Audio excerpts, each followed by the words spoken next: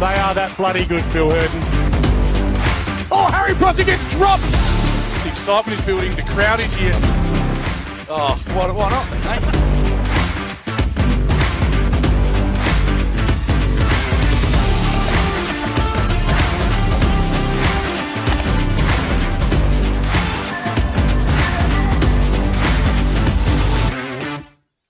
Well, g'day footy fans and welcome to Broadview Oval for round 13 in the Adelaide Footy League Division 1 season. In recent years, both our teams today have tasted senior premiership success, have risen to the top tier and enjoyed brand new facilities. But now their challenge today is making it to the Div 1 finals, and the winner here will be in prime position in the 5 with 5 games to go. Always finals bound are filming footy sponsors: Archie's Footwear, Belgravia Apparel, New Balance, Neomorph Mouthguards, Hahn, Wayfield Sports Exercise Clinic, Farmers Leap Winery, Police Credit Union, Dartfish Footy Stats and the Moseley Bar and Kitchen. Coming up, it's the Tigers of Broadview, hosting the Kookaburras of Golden Grove. The finals race is heating up. Thanks to filming footy, this is the Adelaide Footy League.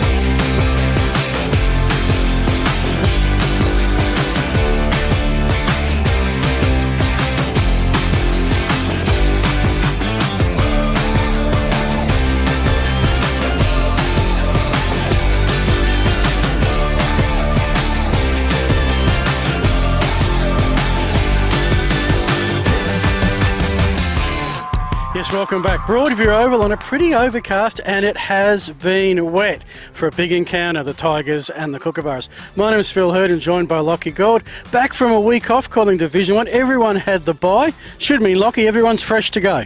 Well, hopefully they're certainly going to need it out here. It's very heavy underfoot at the minute, but yeah, I'm really excited to be back again. Really looking forward to it. It's going to be an absolutely fantastic day of footy. 2 teams, as you mentioned, Phil, they're in the finals hunt. Now look, Broadview and Golden Grove, they're both with the same record, separated by about 4%, and they've just had uneven seasons. Broadview has hovered around the sort of 50% mark for win-losses, been game even or game under. Golden Grove at one point were on the brink of being in the relegation zone.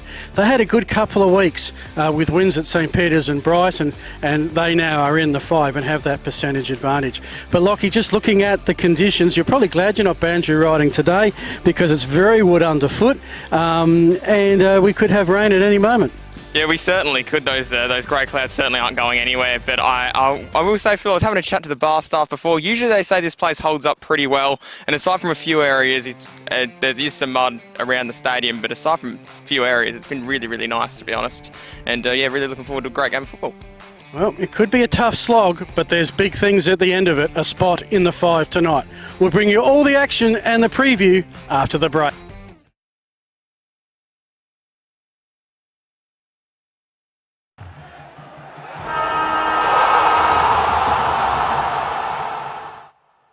Get a quick and easy low-rate car loan from Police Credit Union today.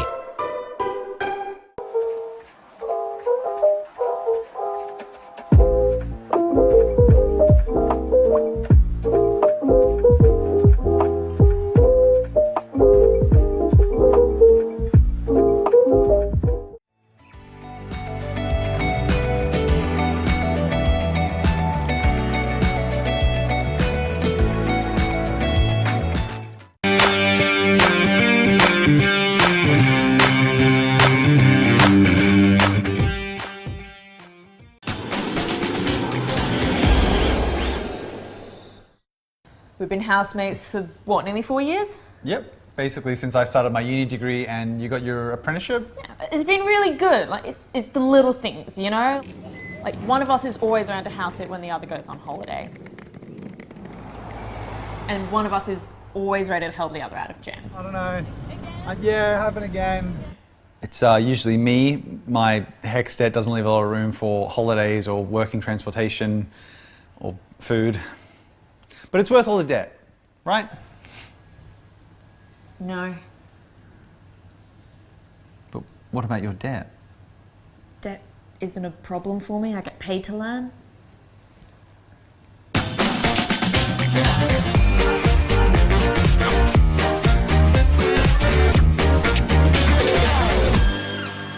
You belong in blue. Apply for a career with South Australia Police.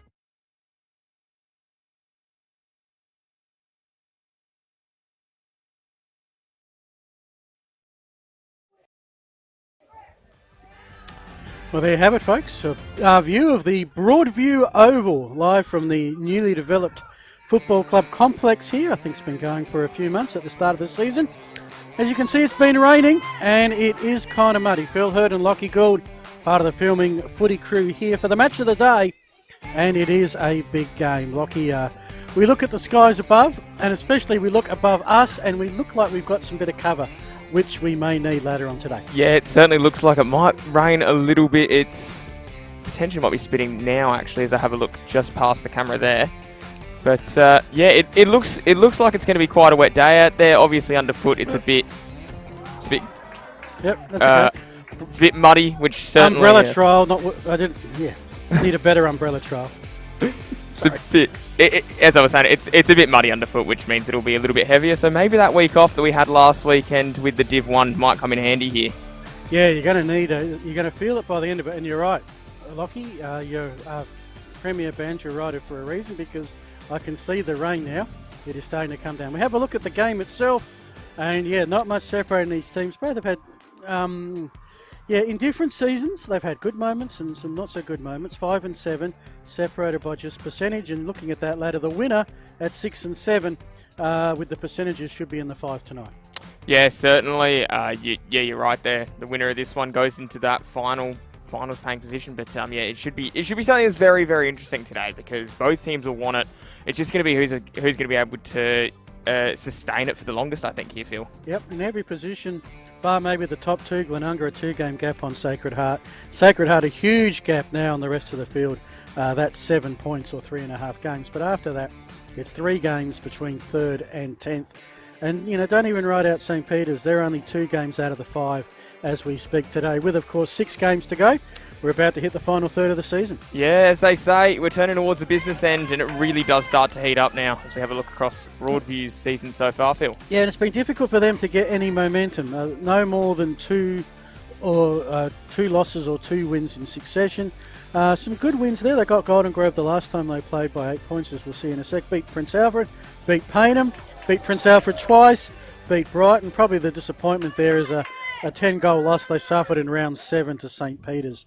Probably that's the one result that doesn't reflect the ladder positions. Yeah, you're right there, Phil. I think as well something interesting to note is that game against Golden Grove, that was at home.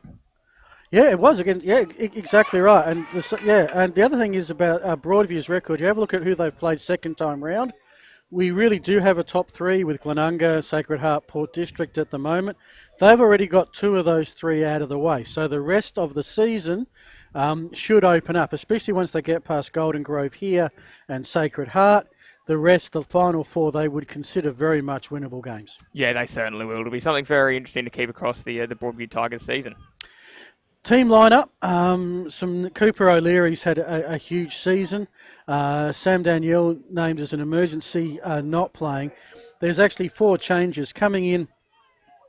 We've got 4 changes. Jaden Ryan, Josh Shepherd, also Callum Flanagan and Jackson Hams. The outs, Reece Mooney, Lachlan McKenzie, Kyle Wren. Late withdrawals, Stephen Jackson and Campbell Mulheron.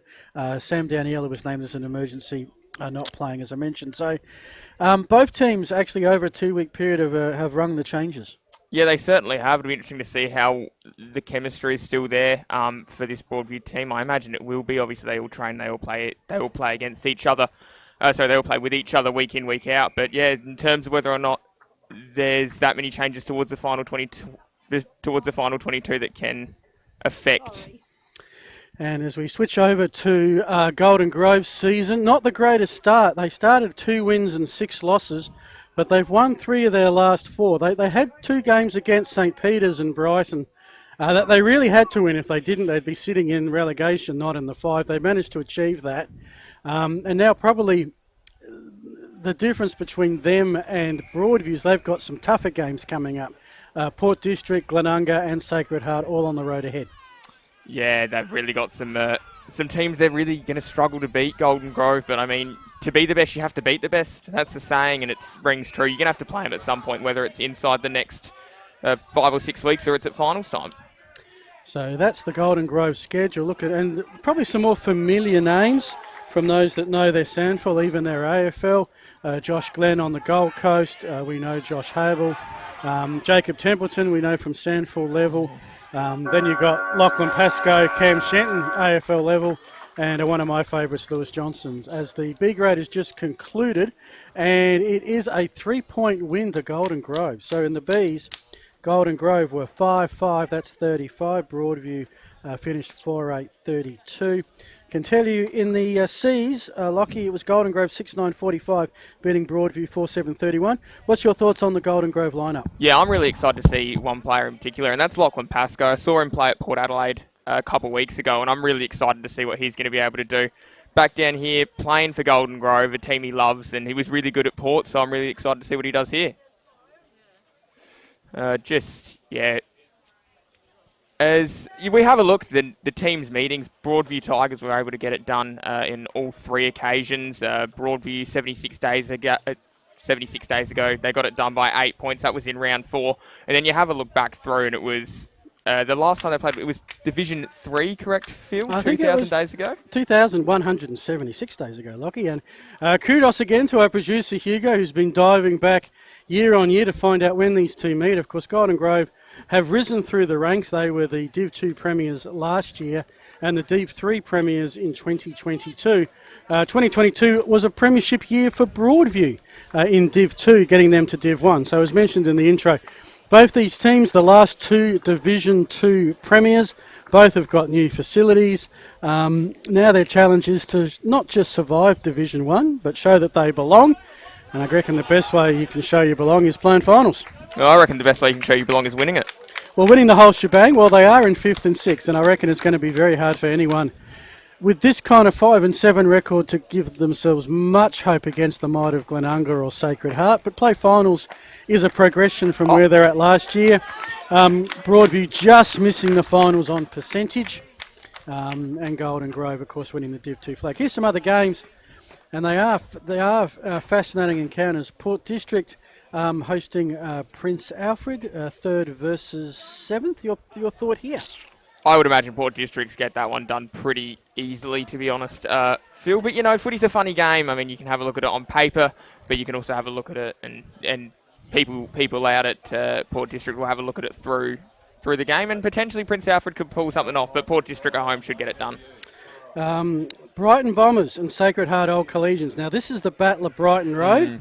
I would say there'd be a whole swathe of Sacred Heart Old Collegians who might have played their junior footy down at the Bombers. So even though it's 9th versus 2nd, then you think one way for Sacred Heart. As you can see, Golden Grove taking the field. It's possible that game might be a little bit more even due to the rivalries that exist between those two. And the Bombers play reasonably decent on their home deck.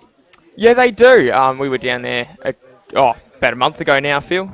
And I think any games, rivalries, we see it all the time. One team could be 10th, one team could be 1st, but it's always so close when there's that little bit extra, that little bit 5% more of wanting to beat the other team. And St.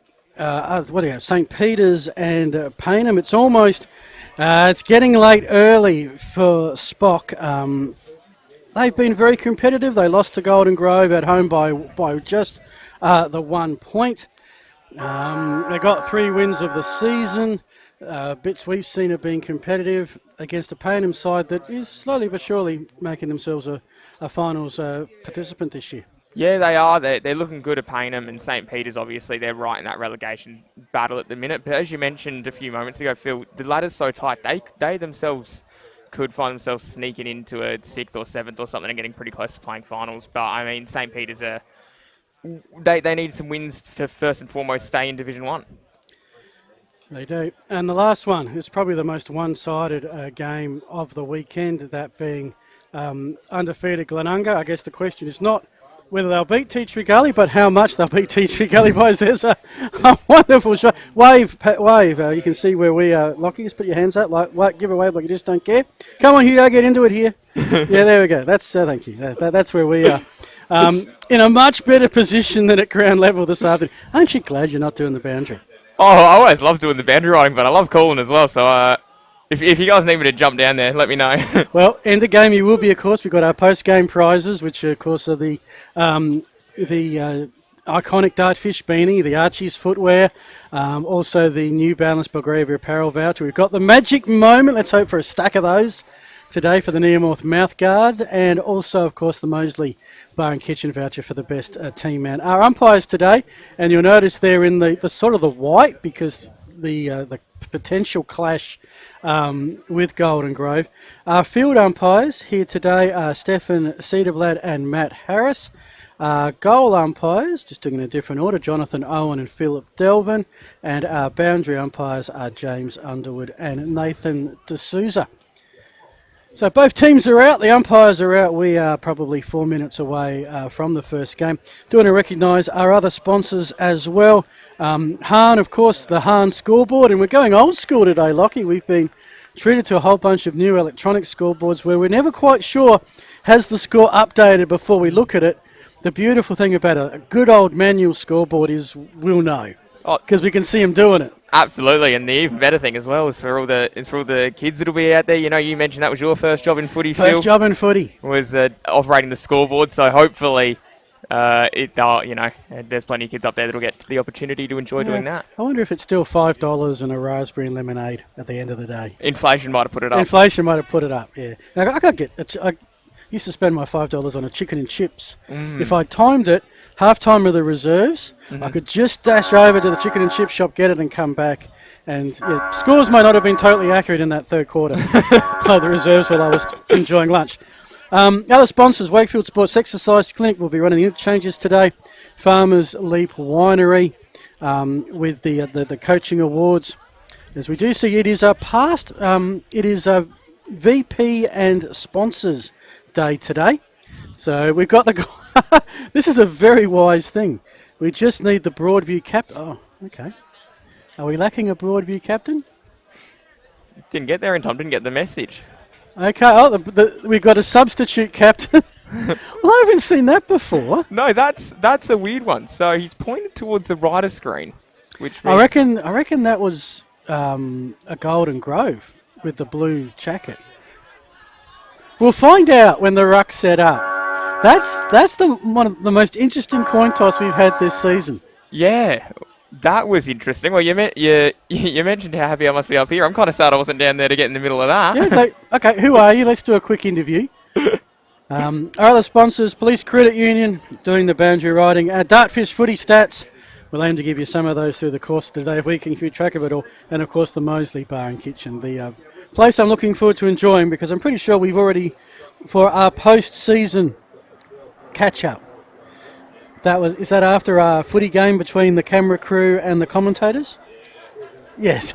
Oh. I think it'll be a short footy game and a long fifth quarter at the Moseley Bar and Kitchen. Of course, to keep up with all the Adelaide footy news, just check out the Facebook page. There's the weekly wraps on Sunday.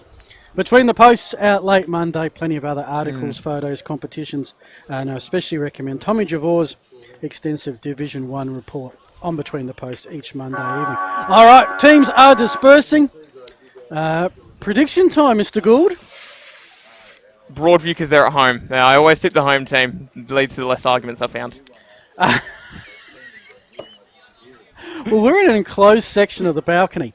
You can see we've got the timekeepers just to that side. So there's actually no escape. we do manage to get in trouble with the locals. I'm going to do that. I'm going to go with Golden Grove. I've always liked their firepower. I think they're starting to build for a season. They've won 3 of their last 4. They're in a bit of form. But it's probably going to come down to how they hand these conditions. I expect to see a lot of footy on the far side, simply because that's where there's a lot less mud and puddles. But first of all, you've got to negotiate it out of the centre, where I think we're just about in readiness. Umpire checks the captains. Checks with us. Yeah, we're good. And we're set to rock and roll. Thanks to Filming Footy, Adelaide Footy League game of the day, and you're with Lachlan Gould. So the umpires with the inside-out shirt, and we are away. Ball slapped down. Waiting and collected, and Broadview might get the first clearance, although Golden Grove are onto it quickly. The soccer away was really clever, and that's a strong tackle. Umpire circling. And it's going to be a ball up. Tackle in the end laid by Hill. Ball goes up again. Collected. They start to get some spread. There is a Broadview player. He's kicked straight, unfortunately, though, to Flanagan. Yeah, so we've got 2 Flanagans today. Callum, a late entry, wearing number 10. This is Kane Flanagan, number 13. And again, Phil's, I almost think we should have a sponsor for it. Phil's wins of the week. I think my wins of the week might be this week.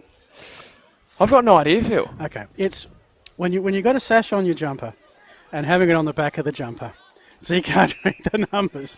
Just a small one. It is with Jake Pittman, who kicks Golden Grove forward. The hand pass towards the boundary. It is picked up. Collecting it and missing it was Manning.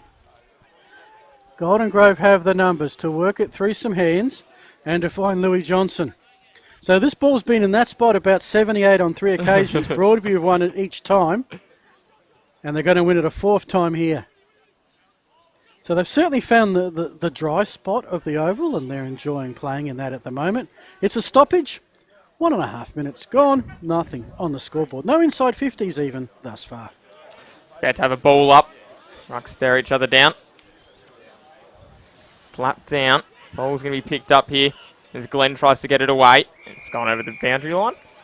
It's going to be thrown in. Bit of a hill there. Oh no, last touch, so it is going to go the way of Broadview. Yeah, so the oval looks like it's kind of sunken a bit, or I think we're on a slight incline to that side of the ground. Pittman picks it up, turns, takes his time, and then loads up towards where Broadview have been intercepting a lot of the football. This time it works out. Here they go, levelling. Shenton's shot on goal is just across the face. So they start with a 1 behind to Golden Grove. The Tigers are yet to score. All on the Hans scoreboard as a nice kick out. Finds a dry spot in the pocket. Ethan Smith with the mark. Now, the challenge. Where can I go where there's no mud? Well, what the heck? Let's go straight to the middle of the mud looking for Anyang. It bounces. It actually, ball took a bigger bounce than I thought it would. There's Shenton. Can't miss him in the long sleeves today. Trying to get in the direction of Josh Havel. And it will be a ball up. Just in front of the Chew Interchange bench that has a no parking little sign there. I don't think anybody want to park in that puddle. Good tap down for Golden Grove. Now they're away. It sits with Jake Pittman. Into the pocket. Looking for Pascoe. I reckon it is Pascoe. And he says, I can shoot from here. Spent a couple of weeks at Alberton playing Sanford with the Port Adelaide Magpies. 2 games, a couple of goals. This will test the range. Give us an idea of if there's any breeze. He starts to the right-hand side. It is coming back, but not enough. Distance was not the problem. It's another behind Golden Grove. Double their lead. They're on 2. Tigers 0. Watched him play against North Adelaide, Lockie Pascoe, as well as some games at Golden Grove, and thought he was really, really good as he tried to take on some really good players in the Sanford as well, and got to play with some AFL listed players, which was an excellent experience. Ball, meantime, up the ground, finds its way out towards Hill. Now, the kick is into the centre of the ground, into the dirt pile. Picked up, and they're starting to run now with Broadview with a little bit of speed inside forward 50. Ball skids on, came to meet it, and tackled. Umpire says we're going to have a ball up. Yeah, almost no pro opportunity. That tackle by Ethan Smith was right on the moment that Golden Grove touched the ball. So far what I'm looking at, Lockie, is that Golden Grove are winning the rucks and are getting most of the clearances thus far. But on the rebound, it comes through Ralph. Kick inside forward 50. I think we'll see a fair bit of soccering today. That's 2. We're right on target. That was almost a soccer in terms of height. Picked up by McKinnon Collins. Anyang had it. He lost it. Umpire says hold on the ball. Back at the edge of the square. Quick opportunity that was dangerous. It was almost marked by Hable, but it might still spill out here. It does.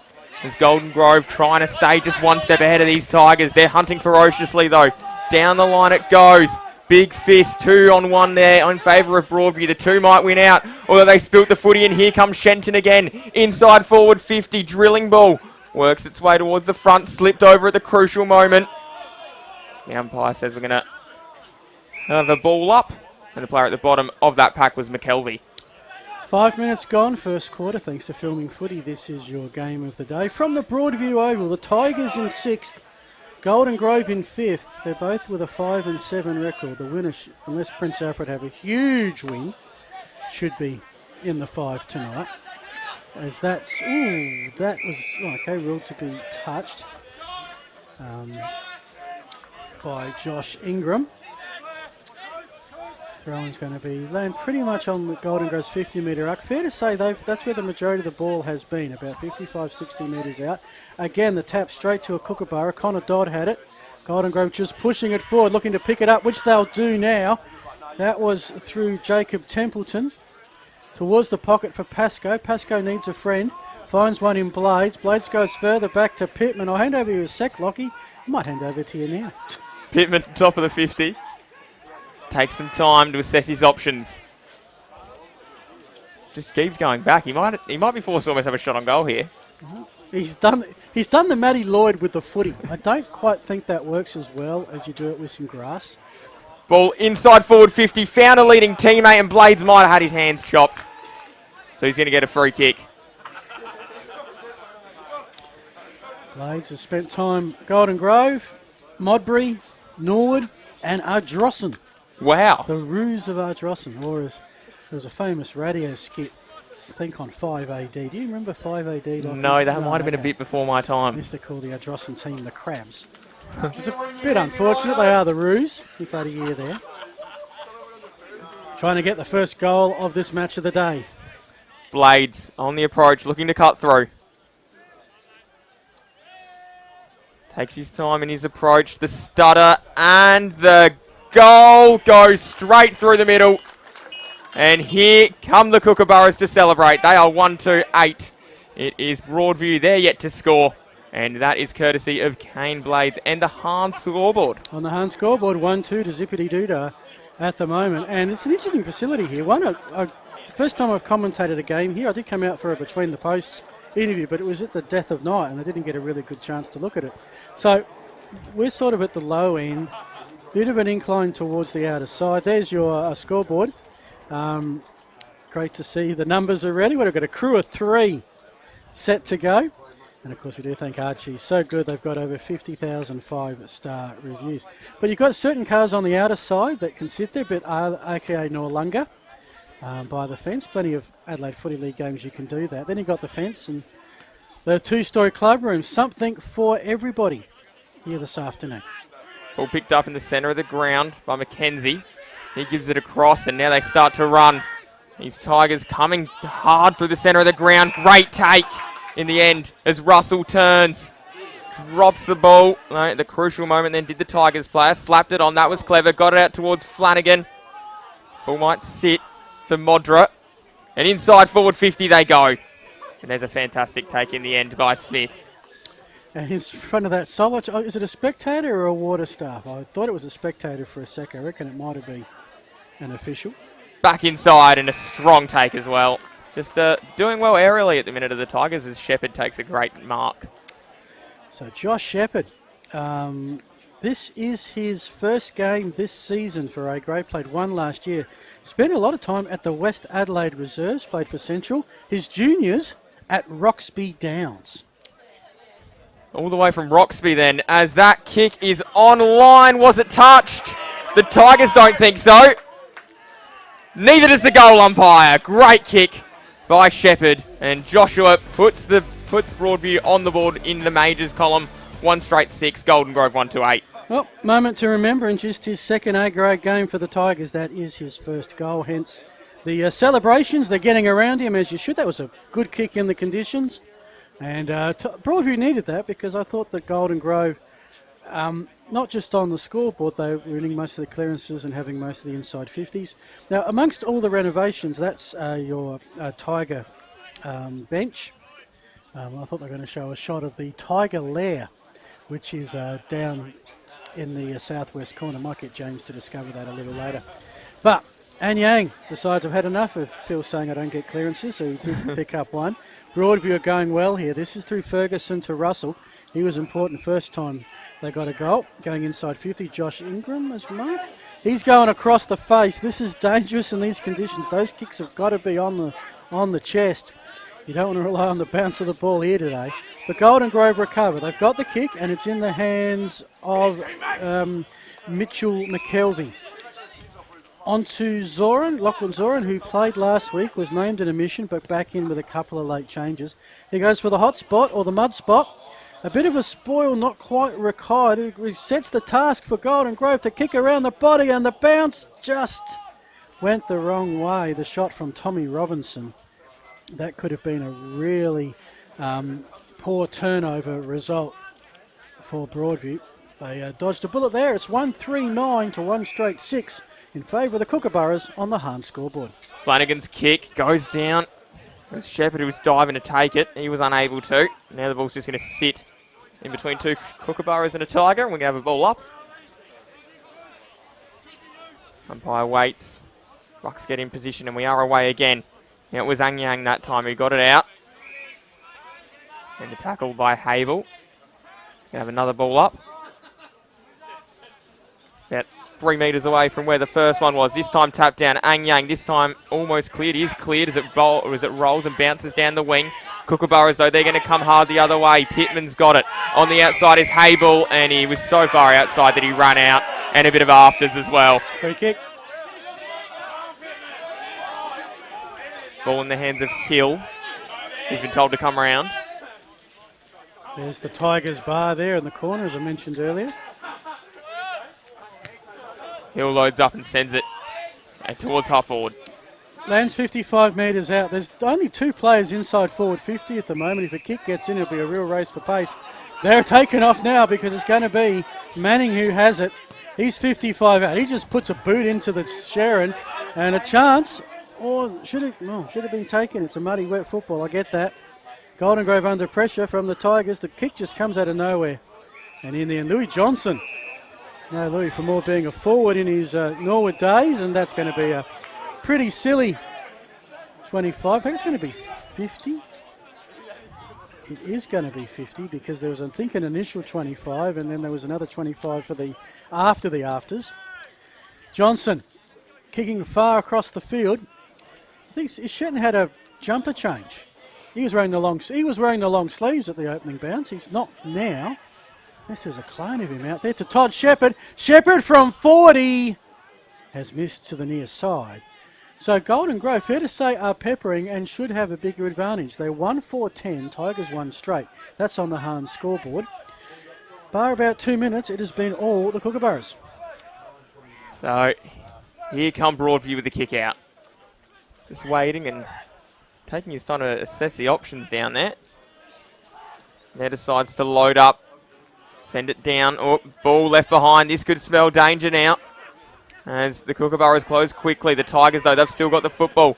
They're away as the ball's kicked with more height than it did distance, and the intercept marks taken by Johnston. Everybody pretty much forward of centre. Johnson's picked up Shenton. They can play that game all day. Shenton to 45. Doesn't blaze away this time. Looking for a man with the orange boots. Pasco again. He's taken it. So both Pasco and Johnson have got the orange boots on today. both former Redlegs. Pascoe already with the 1 goal. As you can see, is that a little bit of tennis being played? It is. Inspired by Wimbledon, no doubt. Of course, part of the Olympics at Roland Garros in a week or two. Pascoe comes in. Has dobbed it. And that is his first. My apologies. I had him down for a goal. It was actually a behind. So he's got his first goal and Grove their second. It's the Kookaburras 2-4-16. Tigers 1 straight 6. And that, with the Dartfish replay, is on the Hahn scoreboard. Fantastic kick, just watching it now to go sailing through. Very deliberate in his set shot approach, I think, Phil, which makes it far more easier when you're not trying to overcomplicate things. I mean, you've got players that have played at a higher level. You've got Josh Glenn, Louis Johnson, Shenton, Pascoe, for mine, Templeton. They're all weapons. They haven't seen a lot of Josh Glenn, but then there's a lot of in and under stuff that you might not see. And then you've got Michael Payne, who's Mitchell Payne, who is really good. Jake Pittman as well. They looked imposing on paper, as did Broadview. Both we sort of pre-season thought would play on the 5. At the moment, looks like only one will. O'Leary's kick was marked the top of the centre square. Now Broadview long inside forward 50. Couple Kookaburras closing quickly on the leading forward. Ball goes over and out. It's going to be thrown in. Got a nice little playground out the back pocket there. So as I said, something for everyone. Tennis. Absolutely there is. Bowls. Footy. Playground. I think we've got everything covered. Absolutely. We've almost got an Olympic complex here, Phil. That's it.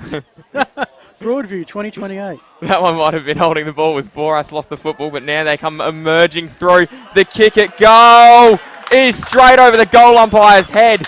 Absolutely fantastic work there from the Tigers. I reckon that was Johnny Boras. We'll just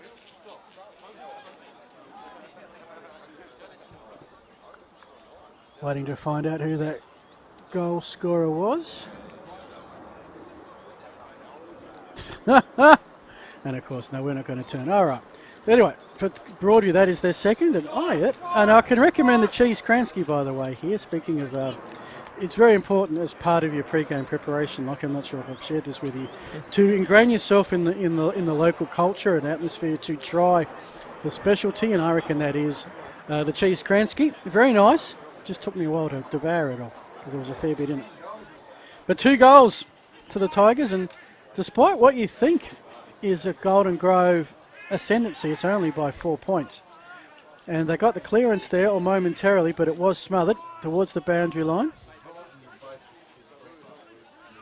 Blades might have run it out. And Cooper O'Leary. Now, I'm having a look. Have I just seen the number wrong? Maybe it's Carl Flanagan. Cooper O'Leary, I think, has had the haircut. I need to suss this out in a sec when he turns around. Shenton had about 2 on him, got the kick away. It's 70 out. Golden Grove had numbers, putting pressure on Broadview. Now they get the ball, the Kookaburras. And they've got a wave of 3. If they can work it out, they're on here, but they can't. And in the end, Templeton has to console himself with making the tackle and making it inside 50 stoppage. Ball about to come up again on the 50 line. The 2 rucks will re-engage. Tap down. There's Ang Yang who won that one out. And Blades is tackled. He's going absolutely nowhere. No, it's Tyler McKenzie and Callum Flanagan. And I'm thinking it was... yeah, I've just got to work out this goal score. I'm pretty sure it was Ethan Smith. That's what I'm going to go with. Long ball up the line. Slapped away at the last moment as the Tigers, though, losing his footing in the centre of the ground then. But they might be able to recover here. Little tap was really clever, but unfortunately it was read best by the Kookaburras. Now they're going to load up. Sends it up the line. Big mark. Taken in the end by Ang Yang, who will quickly back. He's in the centre of the ground. He loads. Sends it up towards the top of 50. Punched away. Rolling and chasing after the footy now. It was Manning. He's been involved in a couple of good things early on. Also third, Jackson Harms, number 28, who was a late... Oh, check out the mullet. Impressive. It's nice. Impressive. Right, well, as is the one there with Todd Shepherd as well, number 1 for Golden Grove. A couple of good nominees for mullet of the day. As the kick inside that pocket, it's a ground level footy. Hand pass and hope from Golden Grove. Finds Shenton. He's kicked it along the wing. And despite the best efforts, I think that was J. Hart Kelly, number 5. It is a ball up. Front of the Volkswagen. Shen with the tap down.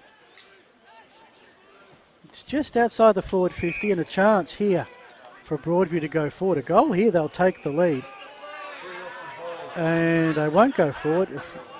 Free off the ball, and it will be a bit of a silly one. It's a couple of ill-disciplined ones, Lockie, that have gone the way of Kookaburras as Johnson sends them forward.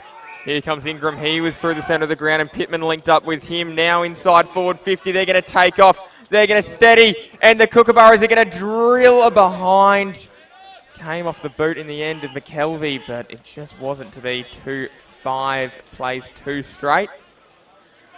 A little bit of a let off there for Broadview. Okay, so we've got Kelby and Shenton, who both have now the short sleeves and the beard. So I'm going to call McKelvey Shenton all day long, I think. Going to apologise for that up forward and get a few advances on that error. And that's in the error, to be honest, a pretty poor kick. It's landed in Mitchell Payne, who we've now worked out is 19. We weren't sure if it was 19 or 29, depending if he was going to go with the long sleeves or not. Take that off the list. Take that off this. He's with Kane Blades. Blades, who had the first goal of the contest. Oh, very quick hand pass, almost too quick. You know what I mean? In the path of Mitch Slater, but missed the target. That was last kick. There's your Broadview bench. Got a little table, got the laptop.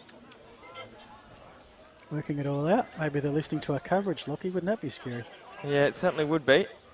As the ball rolls past and collected in the end in a nice tackle was Smith doing the tackling on that occasion. Oh, a bit of a falcon there. Back to the umpire at the end of the day as the Rucks do battle again. Tap down this time. Through comes Blades. He was clever enough to try and pick out a teammate. Did the right thing. The execution let him down though as the ball bounces and is nearly collected. There is Hams doing a good job out there. Ball slips over.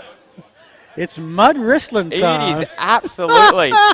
The ball is caked in mud, not in soap, in mud for sure. Oh, look at it go.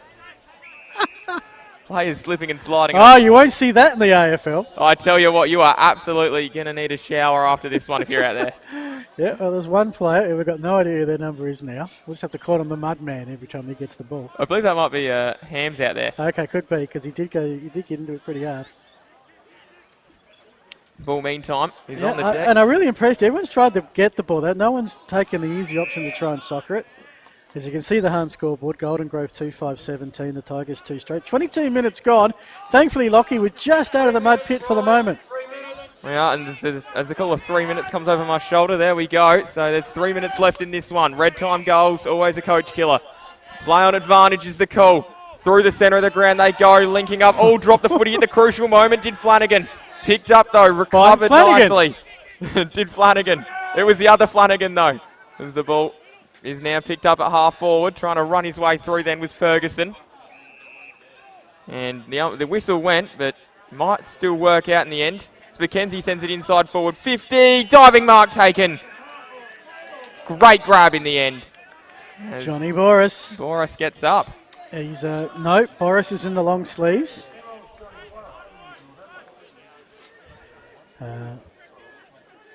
He's played league at North Adelaide, Torrens Valley Imperials. Started here at Broadview 2023. 56 goals last year, 30 this year. Snaps it through, does... Oh no, just misses. So I was about to say, if that had been a goal, Golden Grove's coach would have gone. Luke Barnby would have had some serious words at quarter time because that was at definitely markable height, but it was short. Quarter time, probably about 90 seconds to 2 minutes away. Broadview have stayed in the contest, 2-1-13, Golden Grove 2-5-17. Not quite sure on the wind as yet. I think it's just gusty. Might be favouring the end that Broadview are kicking, but I'm happy to be corrected on that. Just kind of swirling, isn't it? Feels it. Good day to rug up with a tarp, Absolutely, it is. like those folks behind there. Shenton comes in. Oh, looks like he was almost. That was almost UFC. He was getting ready to. He was sort throw of him over doing the shoulder. undercut, trying to get the ball. Ball goes up. Meantime, we are on around about half forward in the end, towards the left of screen. Now the footy bounces and is almost collected, but there they are away. The Kookaburras. That might have been a throw. Coming back in the end. I reckon this is Jai Hart Kelly, the kick inside 50 towards the pocket. Spoil from behind by Payne. Broadview trying. Oh, there's Hart. You're right, it is Hams. Through some hands. Going to get a chance. Snap on goal. Bounce. Oh, and who socketed it? Boris was so close. The shot was from Tyler McKenzie initially. I'm not sure if we got the Dartfish replay on this one. It was just a case of which foot got there first. Boundary umpire White there had the absolute best view of it, as we can see the kids in the background. The playground getting plenty of action now. It hasn't rained so far this game, so far.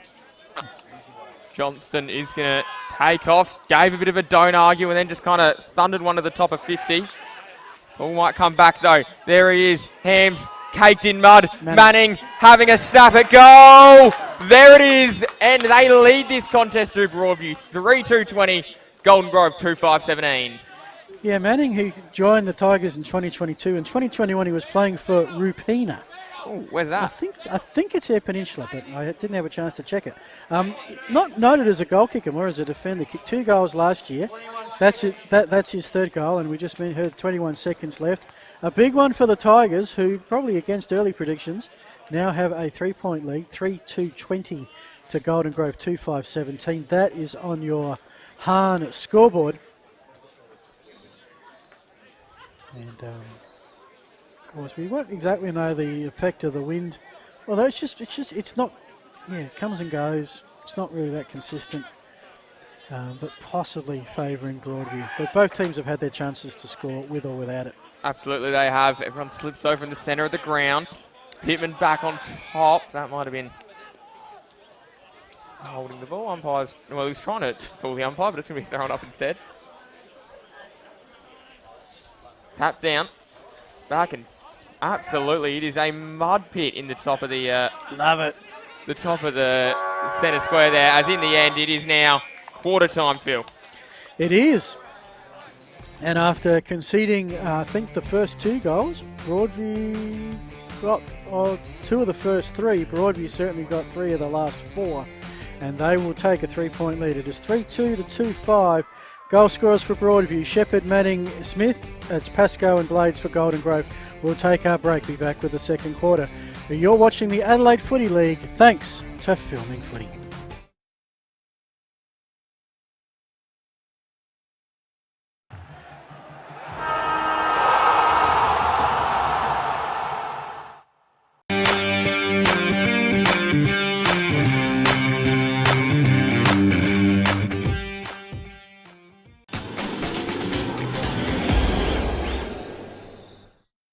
We've been housemates for, what, nearly 4 years? Yep. Basically, since I started my uni degree and you got your apprenticeship. It's been really good. Like, it's the little things, you know? Like, one of us is always around to house it when the other goes on holiday. And one of us is always ready to help the other out of jam. I don't know. Yeah, happen again. It's usually me. My HEC stat doesn't leave a lot of room for holidays or working transportation or food. But it's worth all the debt, right? No. But what about your debt? Debt isn't a problem for me. I get paid to learn.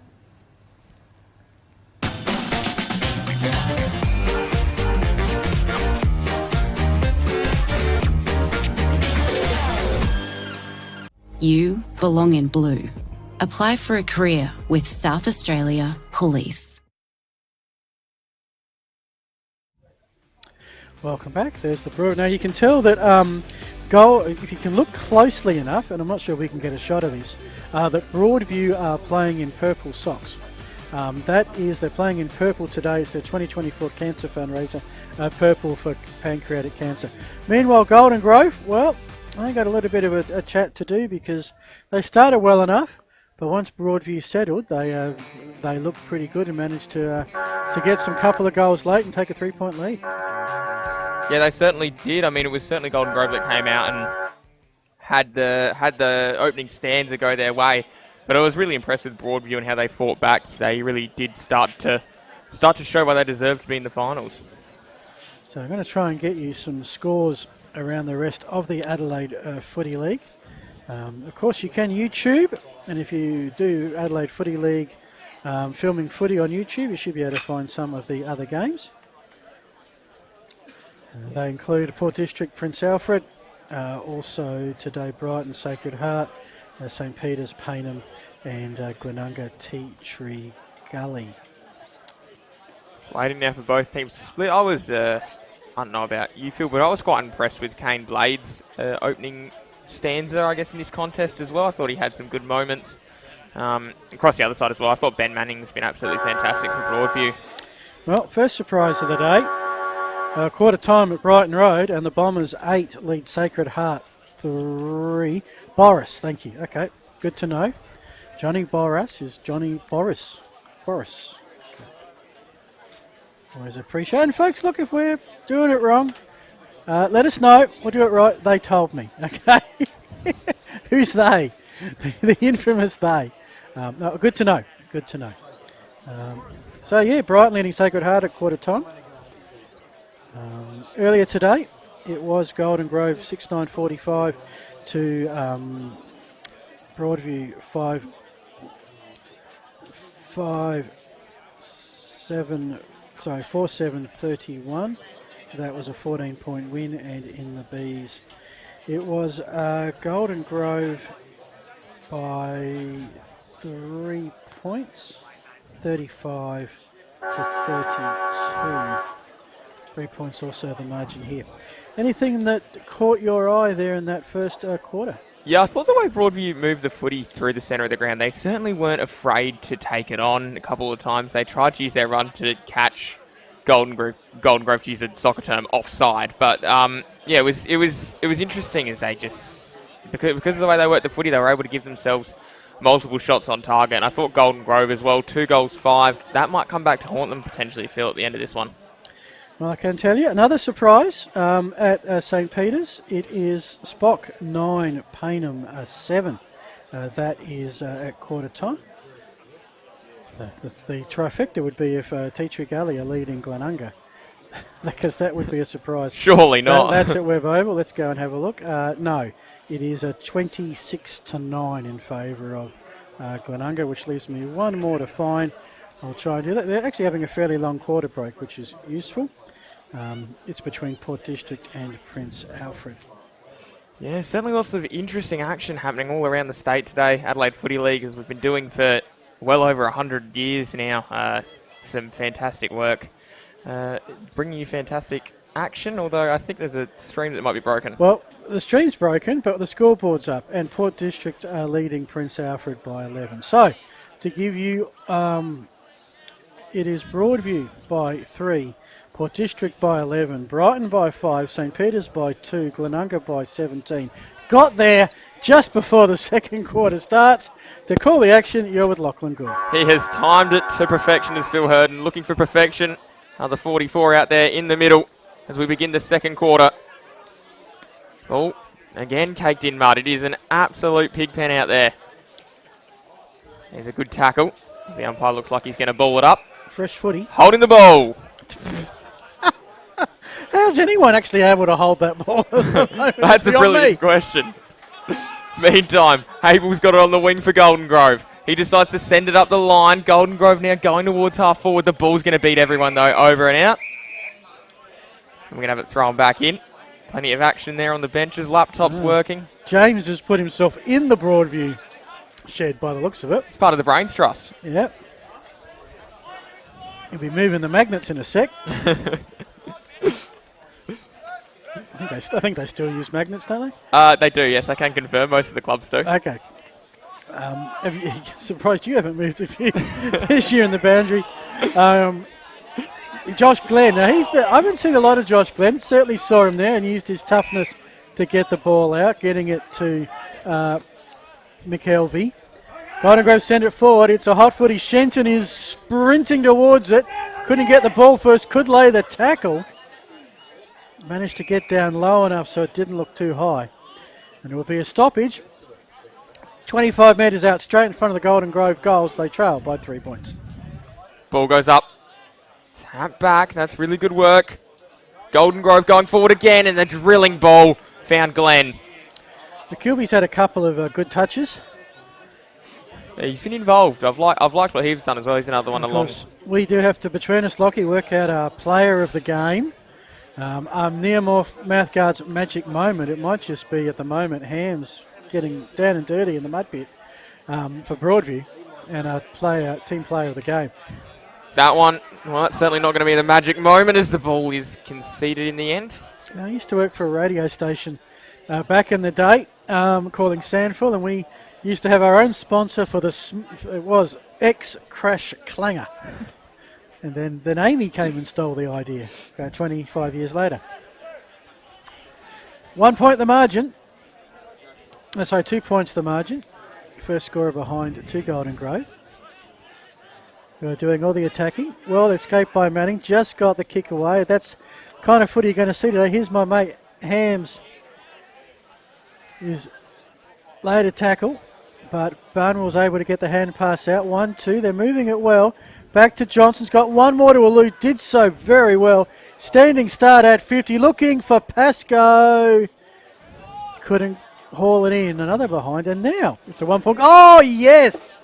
The magic spray. Back. And if you were, I don't think you were here, Lockie, but we had a game, Broadview and Tea Tree Gully.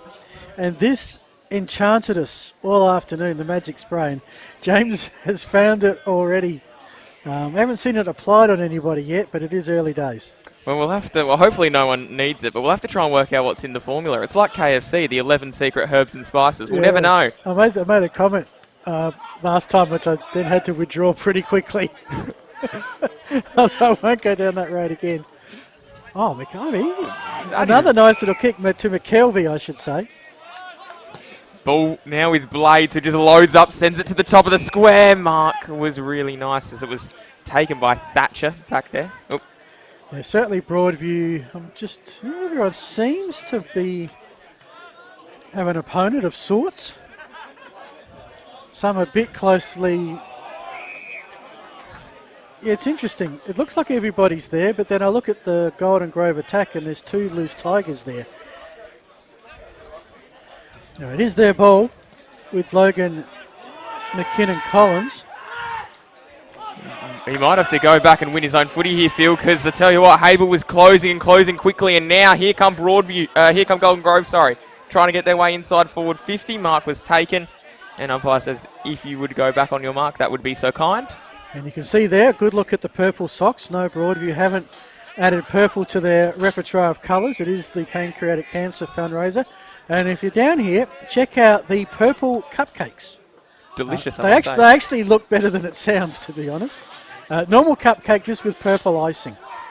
They are absolutely delicious. I had one, Phil. As the ball rolls. As recommended by Lockie Gould. As recommended, yeah. If they're angry, please direct all. If you're angry with the product, please direct all criticism towards Phil Herden. Yeah. So we're throwing it in. 5 minutes gone. It has been a low-scoring quarter thus far. Broadview, it hasn't been their side of 50 thus far. Golden Grove, a little bit like they did, dominated the early start, but haven't put much punishment on the scoreboard. Last time they were 1-4, eventually ended up 2-4. They've kicked a couple of behinds already. This is courageous personified by Jed Banwell. That would not have been easy to do. Yeah, no, you're never comfortable when you're just running back with those ones. You've got to keep your eye on the footy, but you've just got no idea what's in front of you. Jed's saying, wasn't that man a little bit in my zone here? Don't I get an extra 25? Umpire says no, because you weren't quite on your angle. Time to do up the shoelace, test the wind, grab the footy and go for it. And well, didn't play last week. 7 goals on the season, which will stay. Another behind, and they're getting there. In fact, they've actually got there. They are 2-8. That's 20. Tigers are 3-2-20. That is on the Hahn Ultra Zero Carb scoreboard. And I say it every week, but I am looking forward to a Hahn Ultra Zero Carb when I get home. It'll be lovely. It'll be lovely to wash down the afternoon's football with the ball. Meantime, that's going to work out. Jean was there, but he was taken high. So he's going to get the footy. Gives it off very quickly as Glenn. Glenn then loads towards Pascoe, who came leading at it. He should have taken it. He got back. He's worked it out. Now they're linking up blades. He snapped and he's missed. Yep, missed everything. The last disposal will be Broadview ball. Yeah, that's twice this quarter that Pascoe has provided great position to take the grab, and it's just spilled. I hope the third one that comes he clunks, because that'll eventually play with your head after a while. Umpire says play on. Across the Hahn scoreboard. And here's Hams with the grab.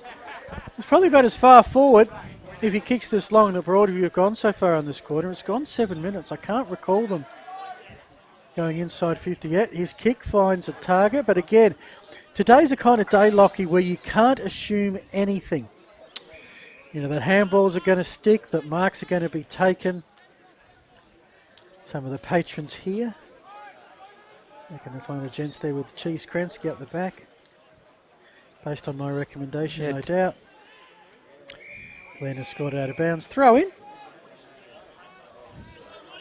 Well, interested to see how many goals will win this today, Lockie. I think it's going to be around the 8 or 9 might be enough. I don't think you'll need many, to be honest. 8 or 9 is probably around where we'll get. Of course, rained very heavily overnight in Adelaide. Meantime, that's Glenn again. It is going to be Glenn. Glenn finds Blades. Just to mind, he was quiet in the first quarter. He's had 3 good touches. He was on the end of that one. Blades kicking towards Pascoe. Can he clunk this one? Yes, he can. Sorry, Lockie.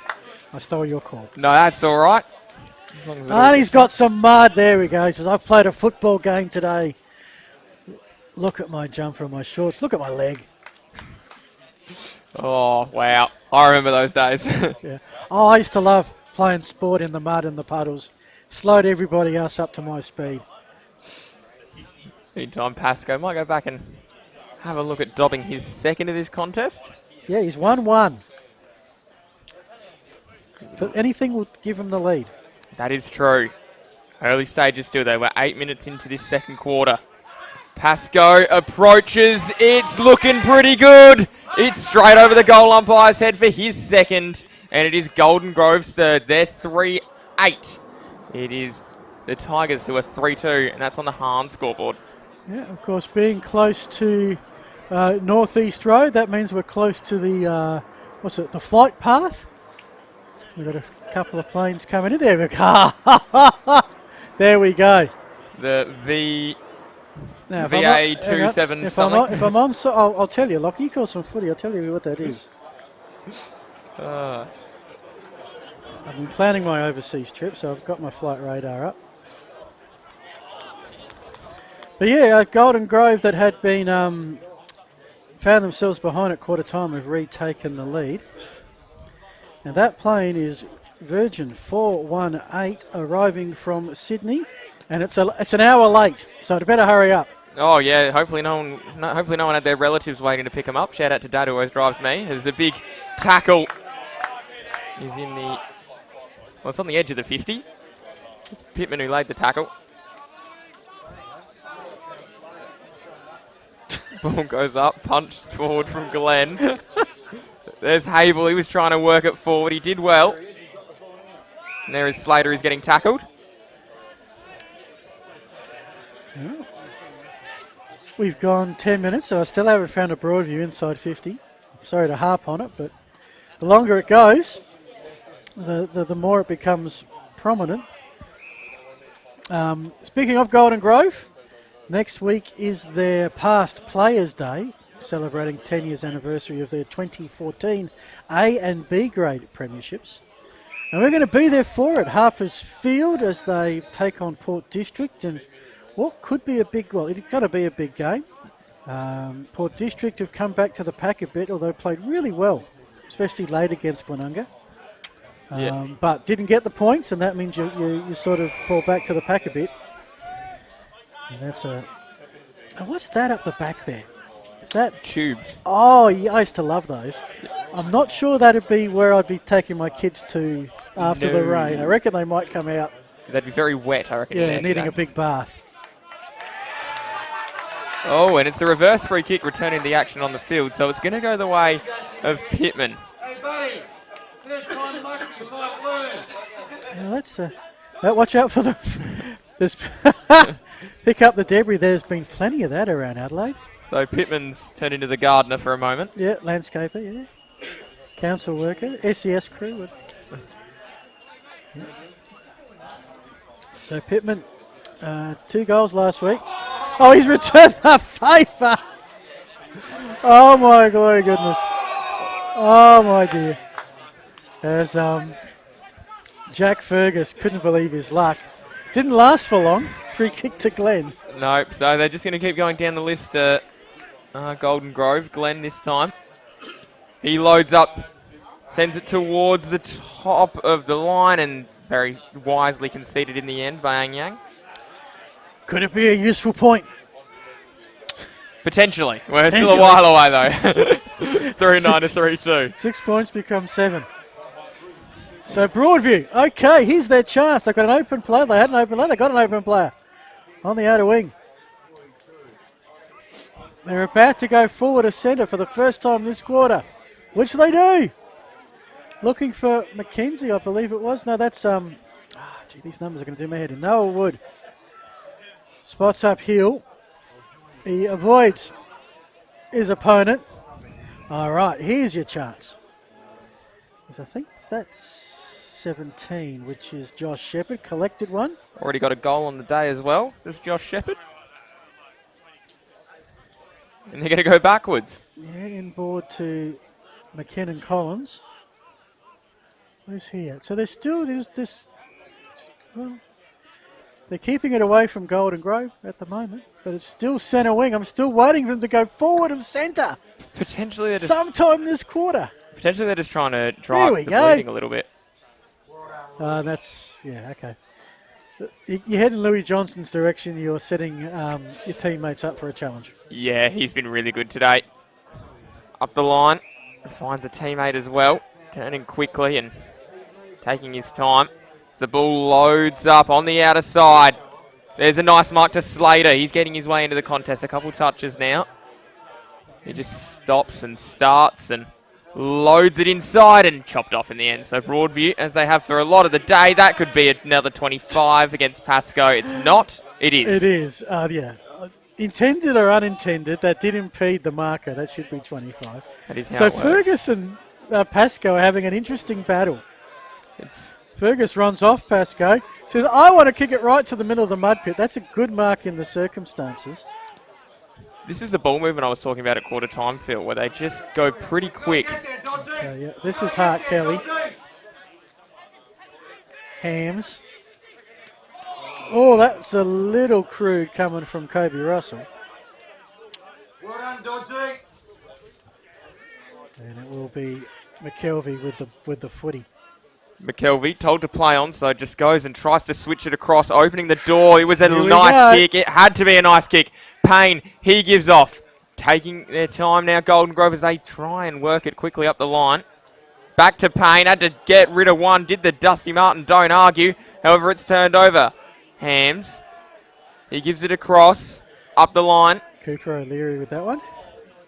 O'Leary's kick as it goes up, and it's a nice intercept mark taken by Golden Grove. They've been doing it all day. Yeah, as expected, 80% of the transition has been either through the middle, which is kind of interesting, like this one, or it's been on the outer side. We haven't seen a lot of football today. Speaking of which, that's what it looks like as Josh Habel has time to pick it up, go back from whence he came, but finds a teammate, keeps possession of the ball as it sits with Mitch Payne. He goes back to the middle, so they're not scared to go through the middle. This is Xanthopoulos. Been practicing during the week. He's kicked towards the 50-metre out. No one really at home. Couple of loose Tigers, including Kane Flanagan gets the hand pass and kick over the mud pit, but only as far 13-13, I think. Aidan Thatcher with the mark, and right now we're just playing kick to kick with not much in the way of inside 50s, as Hable has it. Centre wing, clubroom side. So McKelvey, he goes charging through, met the brick wall though of Anyang. He's going to go and try and win it back. Meantime, the soccer was away. They work it out. It's a good tackle. Umpire says we're going to ball it up. Slater the tackler. And Flanagan the tackled. It's going to be a ball up. Rucks re-engage again. Is coming charging through in the end. It might have nearly worked its way out towards Wood. Interesting, if you have a look at the background of that ground level picture, you can see sort of the silhouette of the Adelaide Hills, because it definitely looks like rain in that direction. Whether it's, you can see there, not much of the Adelaide Hills to see. Whether it's coming our way or not, I'm not quite sure. I think that's avoiding us. Having lived out there, I can. Never mind. Meantime, back inside forward 50. I'll finish that thought in a minute, as it's collected at the back from McKinnon Collins. And he's going to turn and go across ground. They might just work their way out here. Yeah, at the moment, in the sort of alleyway of the rain coming from the southwest, we're in a clear spot, probably for the next half hour or so at least. I think this ground has had enough rain. Hill worked its way back to Day. Day, meantime, goes across and finds it towards Flanagan. Flanagan then turns quickly. He's got a teammate on the outside in Fergus. Fergus now, broadcast side. He's going to go charging. He demands a lead from his teammate. It's hit him on the volley, though. Fergus has to go back in. Can't win it. Golden Grove have their door open. Very quickly shut, though. Good tackle comes in from Dodd. There's going to be a ball up. The thought I was trying to articulate, Phil, was living up there. Yep. It was pretty dry this morning. Wasn't a whole lot of rain around. Yeah, true. It was a nice trip.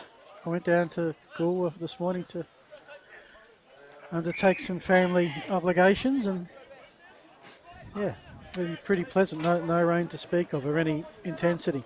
It's been a very low scoring quarter, and time on. It's been 1-4 to Golden Grove and Zippity Doodah for Broadview, which means it probably shouldn't be a particularly long time on period. Of course, this is the standard time on where boundary throw-ins and ball-ups and so forth are included. Like that. If you can hear a little beep behind us, if that is audible to you, that's the timekeeper going on and off. Well, pushing the time button on and off, I should say. 4.5 have just been shown. 4.5 to go. Okay, so what does that make it? Yeah, probably about a 25-minute quarter, I would say, coming up. Golden Grove would be happy with this. Not happy with the fact they've kicked 3 goals, 9, but a 7-point lead, and the fact Broadview have not had an inside 50. The conditions that we have talked about haven't made it even. Yeah. But I mean, Louis Johnson. He's not alone there. Don't get me wrong. It's not the Louis Johnson show, but he's been very much a bulwark. This is going to be their inside 50, and with that, they got a chance. Kobe Russell on a dime spins around, and just like that, they've taken the grab, and is that Smith?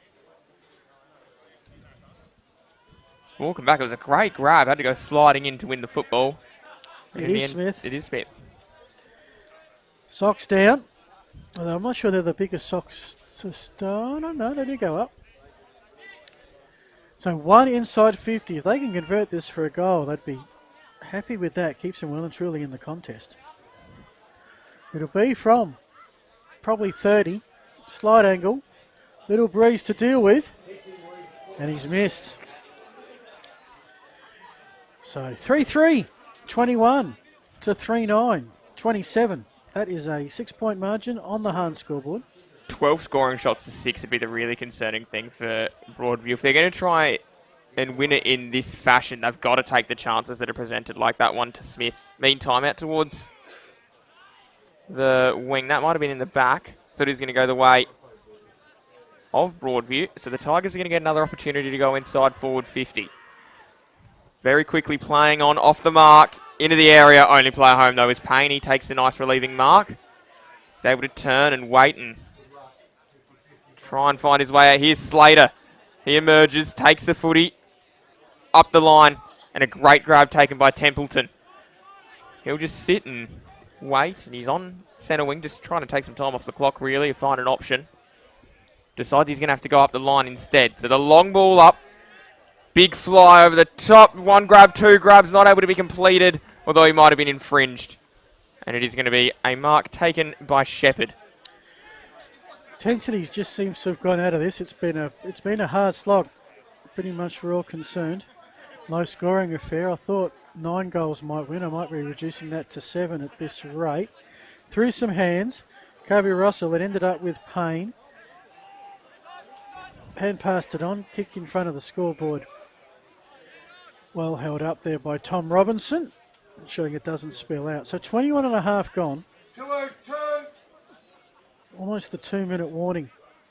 Here in the Shenton, by the boundary, at the 50-metre arc, centres the ball, looking and finding Pascoe. He's certainly got the size and positional advantage on his opponent. Dropped a couple he probably would have normally have taken. Has taken the last 2 and has kicked a goal. They're going for number 3 if he can convert this. Kicked a goal in one league game. Kicked 25 in the reserves and 13 for Norwood last year. 15 for the season. Make that 16. Yeah, and that is a goal. As much as the Broadview defender would like to think otherwise. And we've probably got our biggest margin of the match. Yeah, it was a nice kick again. Uncomplicated approach. It probably wanted a little straighter than that. But yeah, got the points, doesn't matter. Same as if it was over his hat. So just like that, it is 4-9 to 3-3. That is 12 points. Means that Golden Grove have kicked 2 goals for this quarter. Broadview just the one behind from just the one inside 50. Got 70 seconds left in this quarter of playable time. Ball goes up. Slams down ahead. That is going absolutely nowhere. Oh, it's just everyone slipping and sliding. It's like a slip and slide. And they finally do get it out. Hay will run past it. That's high. Yep. Well, they're going to give it away in a sec if they're not careful. Inside forward 50 they go. Although whistle's gone, so it might come back. Umpire was busy giving a warning to the Broadview players and wasn't checking if the man was on the mark. So Hart Kelly's got the footy. Loads it up. Inside forward 50. Couple come. There's Hams. He's involved again. Blades wins it out. Sends it out towards a teammate who just clears the defensive 50 for now. And it goes out, and they're going to be very quick about it. Inside forward 50. Big fist over the top. It was strong defensive work from Golden Grove. And that would be someone taking flying lessons. I reckon or that or the flying doctor. Let me have a look. Hang on. I've got flight radar up now, I haven't. Let's have a look. So it's going to be a free kick going the way of the Tigers with 19 seconds on the clock. That plane is coming from Port Augusta and it's half an hour late. So we're getting closer to being on schedule. Still suffering from yesterday. Of course, yes, I was about to say. I'll just be glad to get to the destination after yesterday's little outage. Towards the top of the square, big fist over the top then. Ingram doing the job of down there. And that is the Royal Flying Doctor Service, so as suspected they have a base here and a base in Port Augusta. Throw in. Half-time imminent. We've hit the 25-minute mark. Golden Grove need to get a clearance here, which they will under a little bit of pressure. And that should be siren. It is. Golden Grove's quarter. They kicked 2 goals 4-1 behind to take a 3-point deficit and make it an 11-point lead. The goal scorers for Golden Grove, 3 to Pascoe, 1 to Blades. For Broadview, goals to Manning, Shepherd and Smith. It is Golden Grove 4-9, Broadview 3-3. Lockie Gold, Phil Hurton and the Filming Footy crew. You're watching the Adelaide Footy League thanks to Filming Footy.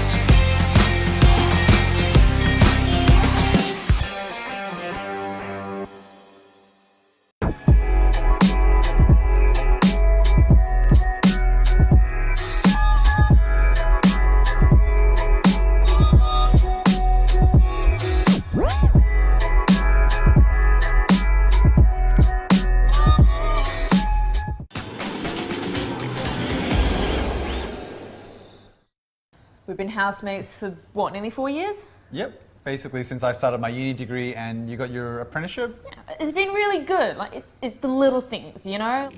Like, one of us is always around to house it when the other goes on holiday. And one of us is always ready to help the other out of jam. I don't know. Yeah, happen again. It's usually me. My HECS debt doesn't leave a lot of room for holidays or working transportation or food. But it's worth all the debt, right? No. But what about your debt? Debt isn't a problem for me. I get paid to learn.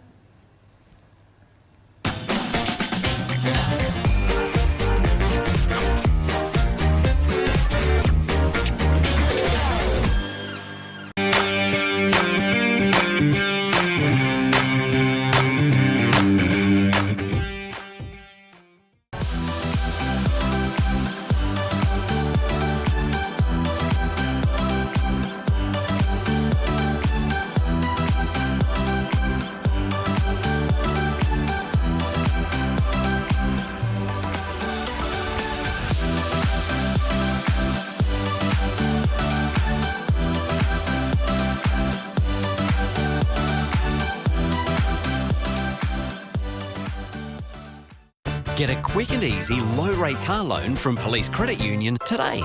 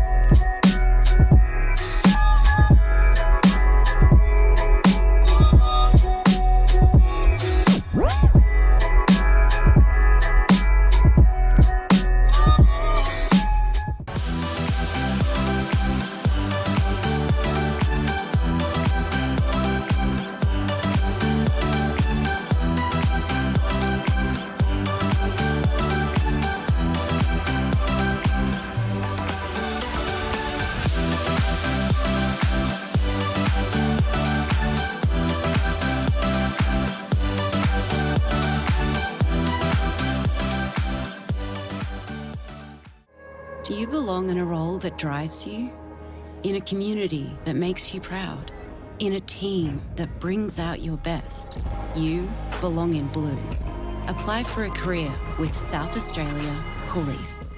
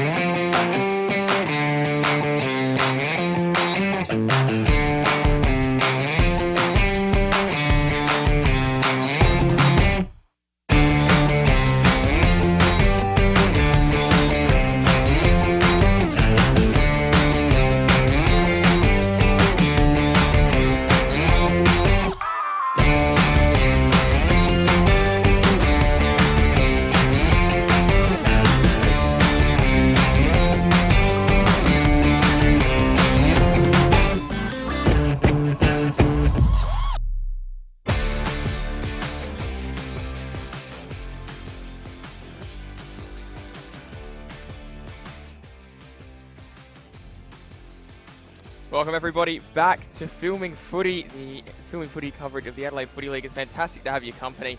We're just going to have a look at some of the scores here. Lockie Gould, Phil Hurd, Hugo the producer.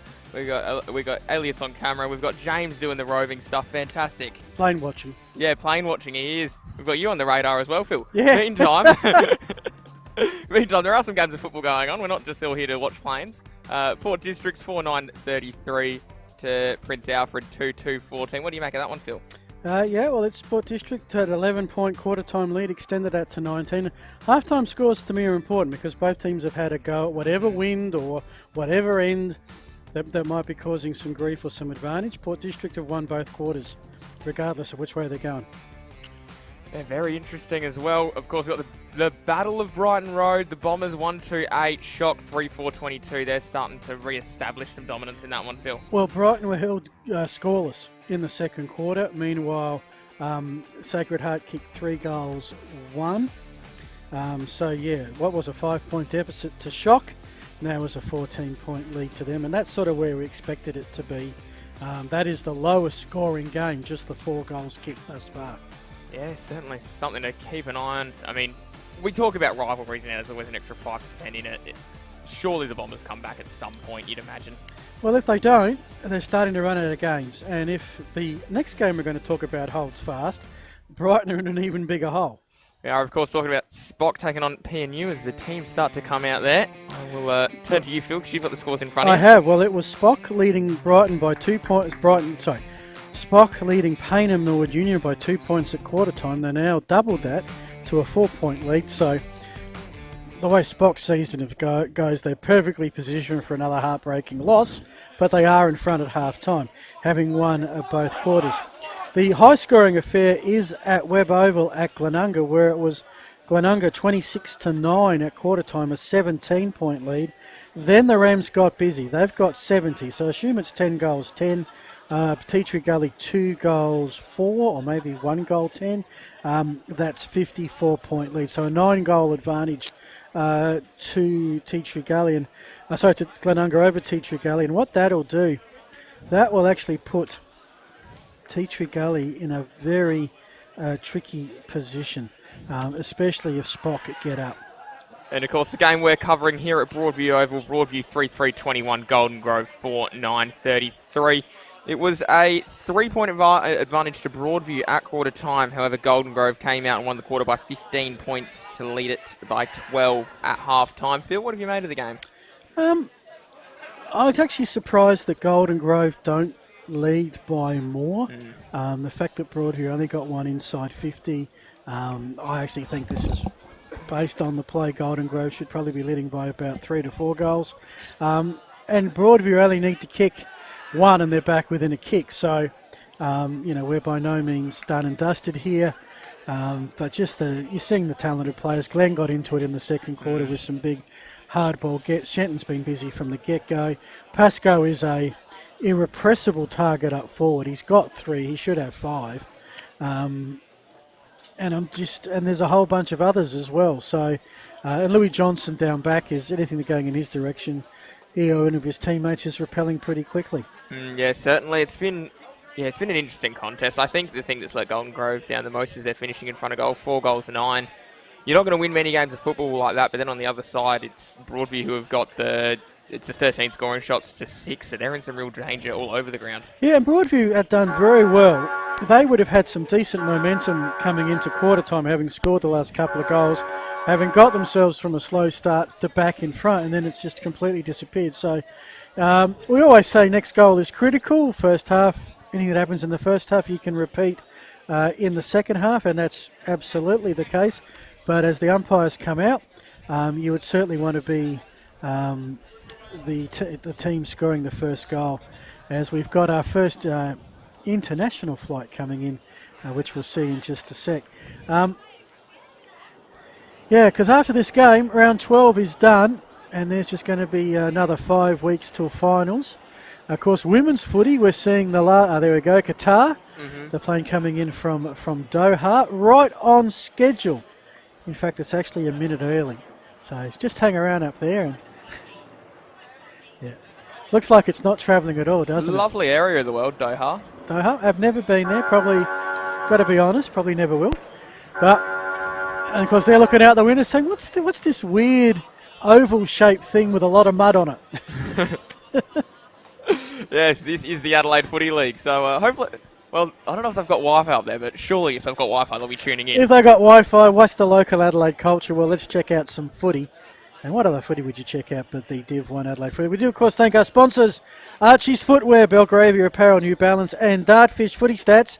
They'll be helping us with the best player of the game. And right now, you've got to think it's someone wearing green, just not quite sure who yet.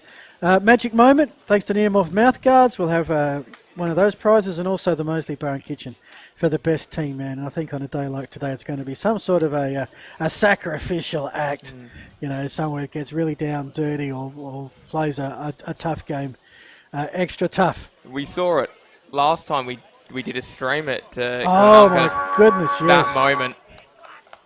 Yeah, the three-way collision that Candiforus, I think it was, or something akin to that. Running with the flight of the ball, probably unwisely. But Carlo Vasidis, thank you, Hugo. Always keeping us on the right path is our producer Hugo. Of course, you're with Phil and Lockie, and Hugo producing. We've got Elias on the camera up the top, and James giving us all the great ground level shots. Teams are out. Oval still bathed in sunshine. Still caked in mud. Still caked in mud. It hasn't dried out one bit. Sometimes you see them with multiple tea sources in the middle. No point. That whole area is caked in mud. Here comes your third quarter. You're with Lachlan Gould. Here we go. What do you got for us, boys? Back down we go. As Glenn's going to pick up the footy, turns and kicks it straight into the side of one of his Broadview opponents. Ball now just starts to work its way back out. Fergus was involved. He then flicks it across. Ball bounces in front of Shenton. Ball left behind now as Shenton comes charging through. He's going to go and put it inside forward 50. The bouncing footy is going to be collected off the half volley. Now back as it drops for Fergus. He might run out of room. He's kept it in. Is that holding the ball? Umpire says no. Well, he had nowhere to go except the boundary line. Oh, he's going to play boundary umpire. Oh, no, he's not. Thought for a second he was going to give a throw in. That would have left his team one short if he did. Would also make it onto every footy show in the country if a player decides to play boundary umpire. Broadview get the clear. But Broadview get the clearance. Glenn is lurking. That's dangerous. He picks it up. He's tackled, but he got the hand pass away to Shenton. They keep moving the ball till they find a free player. Oh, that was Blades as a free play. He's got to wait for it. Chance for the cavalry to arrive. And in the end, it looks like through Manning they will clear, albeit Lockie momentarily because it's been marked by Robinson just outside 50. Robinson smashes the hand of his opponent, and of course that's Hams, who's been doing a fantastic job all day. Trying to work their way out now as Broadview sprint down the wing, kicks up the line. Mark should be taken, and is. There's a diving mark collected by Boris. That then goes up and punched away, bouncing towards the boundary line. Who's going to get there first? It's trapped nearly. Ooh. Everyone stacks on the mill almost. Ball comes out. And that might be a ball up. Should be a ball up. You don't think that's coming out, do you? No, it isn't. Plenty of action. At the bottom of that, being helped out. That's a nice little bit of sportsmanship from Josh Dobie to help up opponent Jai Hart Kelly from the bottom of that stack. Love the camera work of James. Feel like you're right in the middle of the contest about to collect the footy. Yeah, hope he's got player insurance for that. Fantastic tackle. Yeah.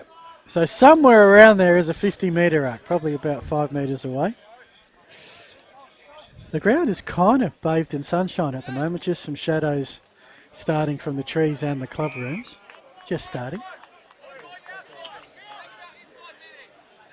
It certainly is. Ball goes up. We're going to have a throw in right in front of us. The filming footy position. Oh, I like Russell's intent. Get the ball and go straight through the opponent. He just picked out Robinson. And Robinson, the ruckman, I don't think is the one you'd pick out. Glenn would be one I wouldn't pick out either. No, there's a few out there I wouldn't pick out. Smith gives it across inside forward 50 for Hill. And that's a fantastic take as well. And slowly backing back here is Boris. So first time we've seen Boris with the with a set shot. We saw him with a couple of snaps. Yet to register, I'm pretty sure. Better get back to my footy stats. One goal for Boris. Okay. Well, he's not going to get a second with that. So who have you got your goals to, Lockie? Boris, Shepherd and Manning. Okay. So you gave Boris the mystery goal. Yes. Okay. All right.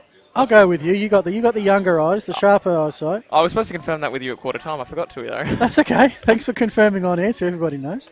All good. Welcome to Filming Footy. We do live stream. Glenn found good position. He's off. Doesn't need a second invite. Oh, suddenly we're into open space galore.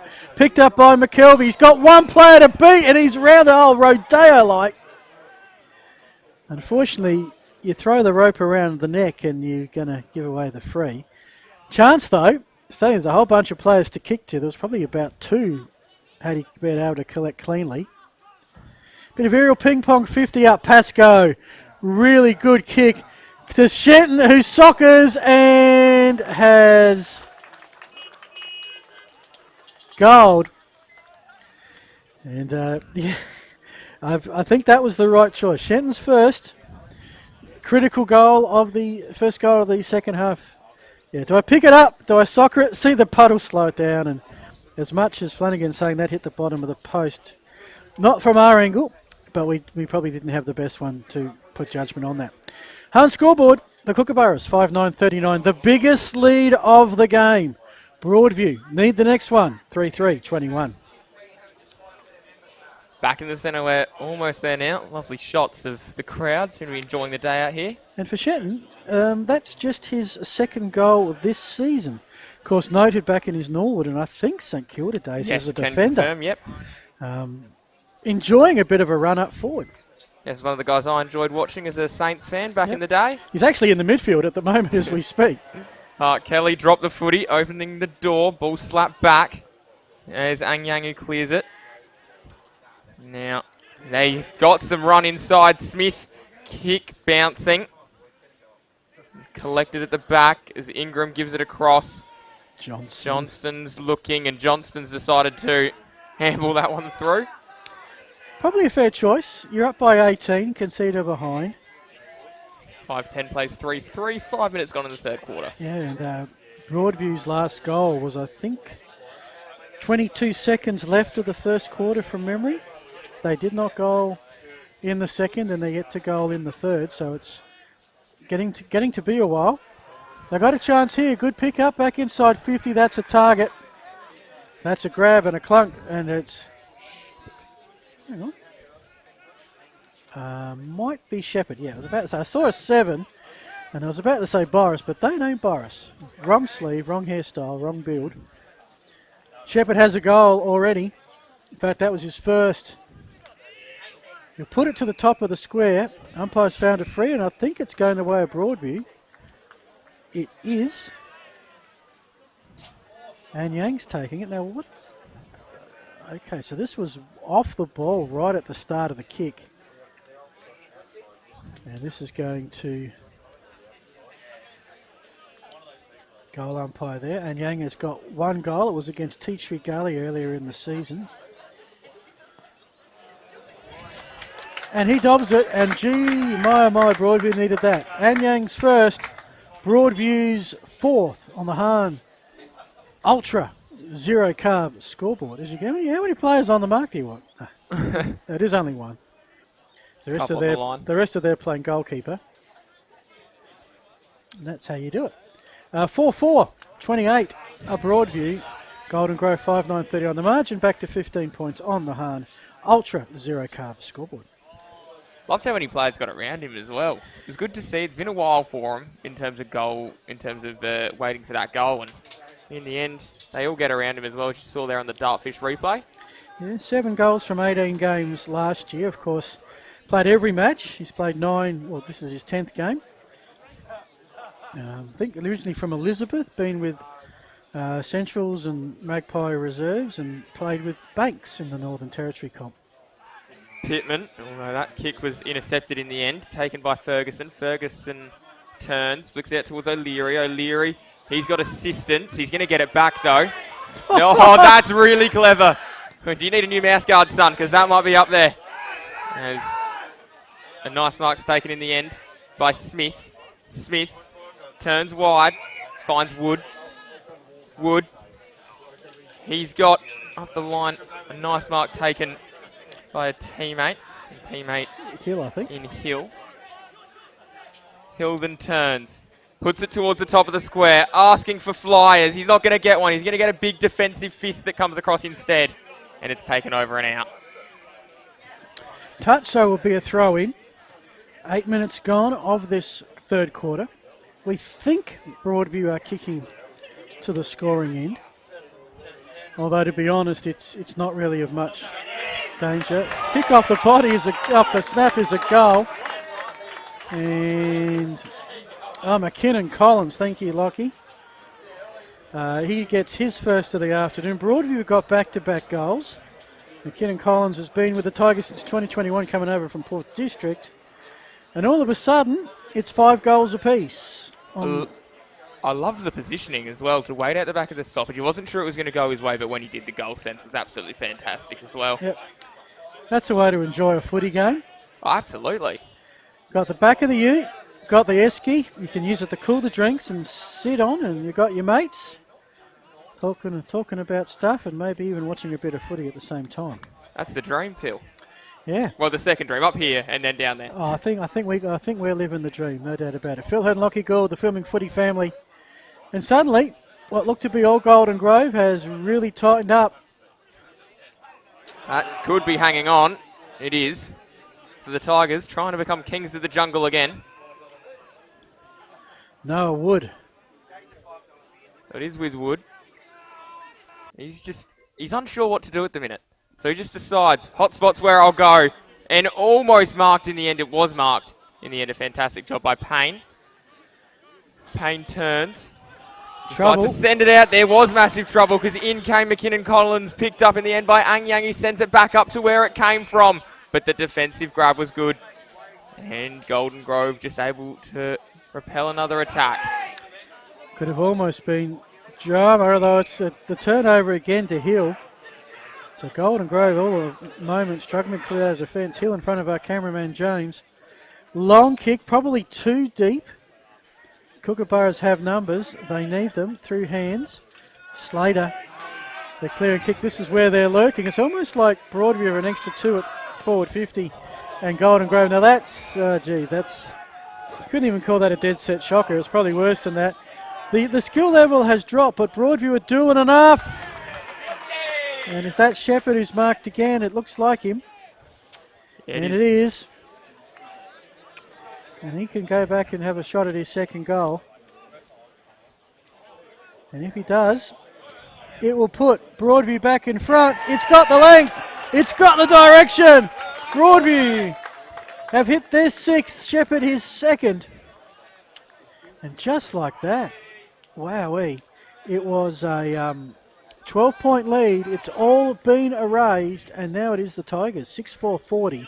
Golden Grove, 5-9-39. Broadview by a point here on their home deck. Yeah, fantastic work. Fergus in the end, the goal scorer, as you said, Phil. Unusual to see him up there, usually playing in defence. That was Fergus with the goal. Okay. Oh, hand pass on to Fergus. My apologies. Yep, gotcha. All right. Back down in the centre. Nearly works its way out. That is absolutely still caked out there. The sun not doing any favours to dry out the oval. Everyone on top. Norton tried to work its way out, not going to in the end. Shepherd's in some trouble down there. He's got about 3 Tigers hanging off of him. Ball's going to go up just outside the mud pit.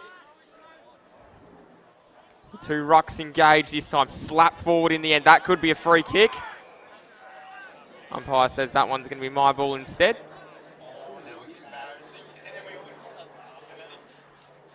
It's going to be throwing up. A few looking to clear this one. Rucks, Ang Yang and Slater doing battle.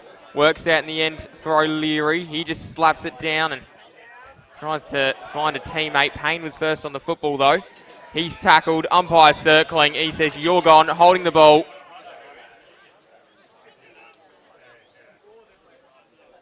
And they just wait, collected, steadying. Broadview, they've been really good this quarter, kicking towards what is the scoring end, but there's no real wind to suggest why. And in the end, Ingram intercepts, waits, and gives across a hand pass towards Johnston.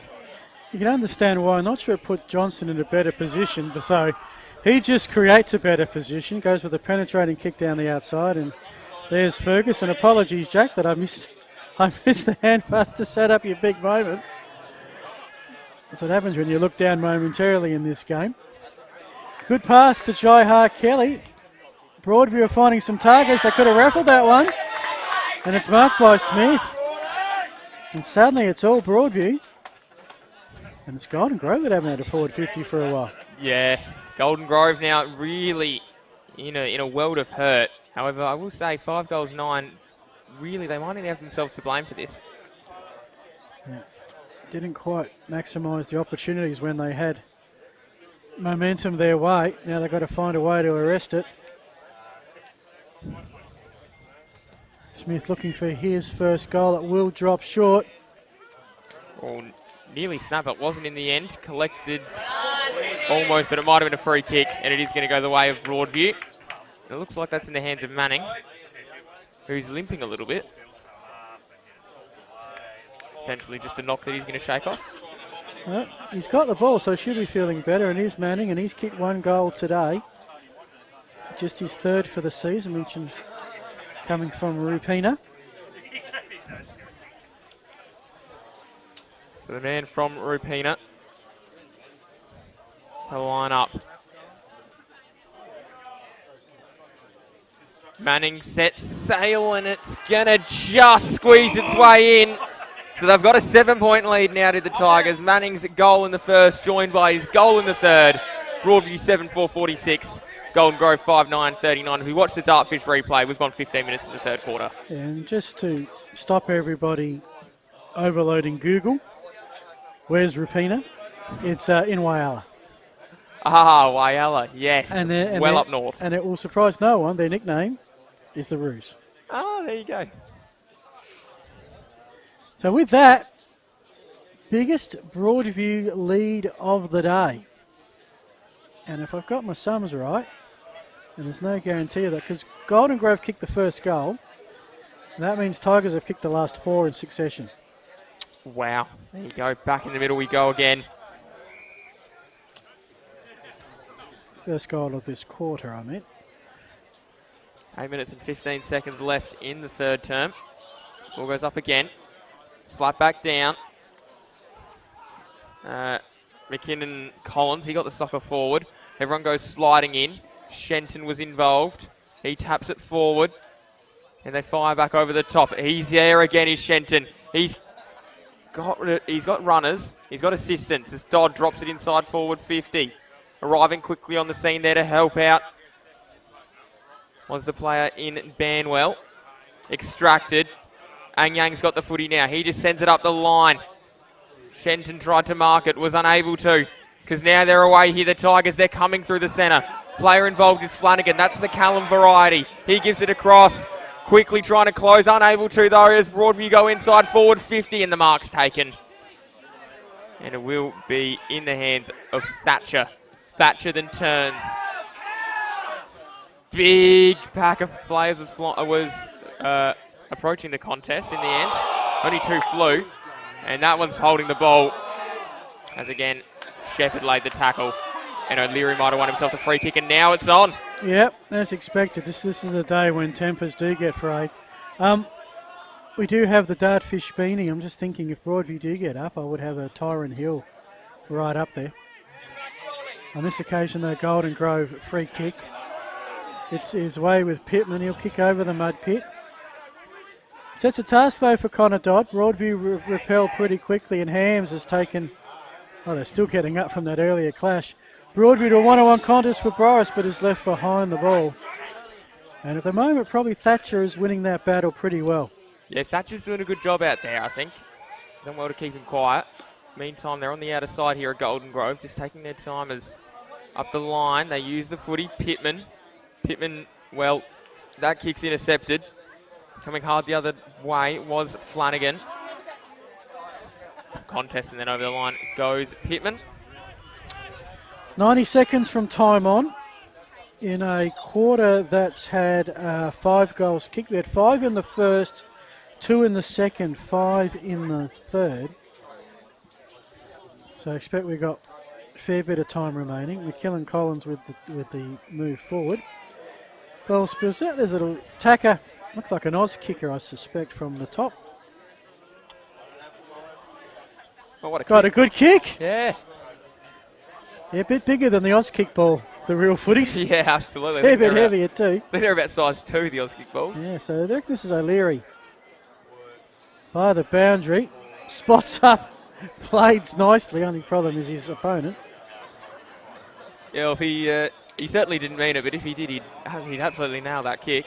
Pittman. Another touch. He's been one of Golden Grove's busiest and has the mud. He might be he might be having a look at a dartfish beanie He too. might be. Still a game to be won here by either side. Broadview have made their move. Oh, it was Anyang who was waiting at the back, but the ball didn't get to him. Then it spilt past him. Back involved. They're going to get it out here at Golden Grove. Inside forward 50 they go. Big fly coming from Pascoe over the top. It's going to work its way out. Shenton takes his time, snaps on goal and across the face. Flash of speed, but it wasn't enough. Unfortunately, accuracy was the problem there for Cameron Shenton. They've hit double figures, the Kookaburras, 5-10-40. Trailing Broadview 7-4-46, so back to a 1-goal footy match. Broadview happy to play some keepings. I reckon that's Smith playing down in defensive 50. His kick, I was about to say, there's a player that comes into view. It was. And a little bit of an elevator shaft that finds Hill. Hill decides the goals are that way. Goes towards Hams.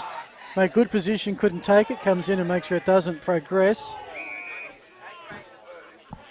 And nothing Louis Johnson can do about that one. He's got a little bit quieter in this game. He's seen the ball move around him. Broadview had some quick movement inside forward 50. Hasn't given him a chance to set and be there to take the mark. McKinley's mark, though, has gone as far as Tyler McKenzie, and a chance for Broadview to move it through the centre of the ground with Ben Manning. Up the line they go. Might be collected in the end by O'Leary. He's then tackled. Soccer was pretty clever as well.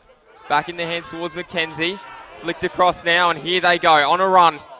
Broadview had a leading forward. It might work out in the end, because there is Manning. Manning collects. He's on the far side of the ground, drills the ball back inside, and it works out. And there's Hams, who has the mud that was on him earlier has dried out. Yep, looks like he had a slight, I don't know what you do at halftime when you come in caked in mud. You can't really have a shower. You could probably get a towel and try and wipe some of it off maybe.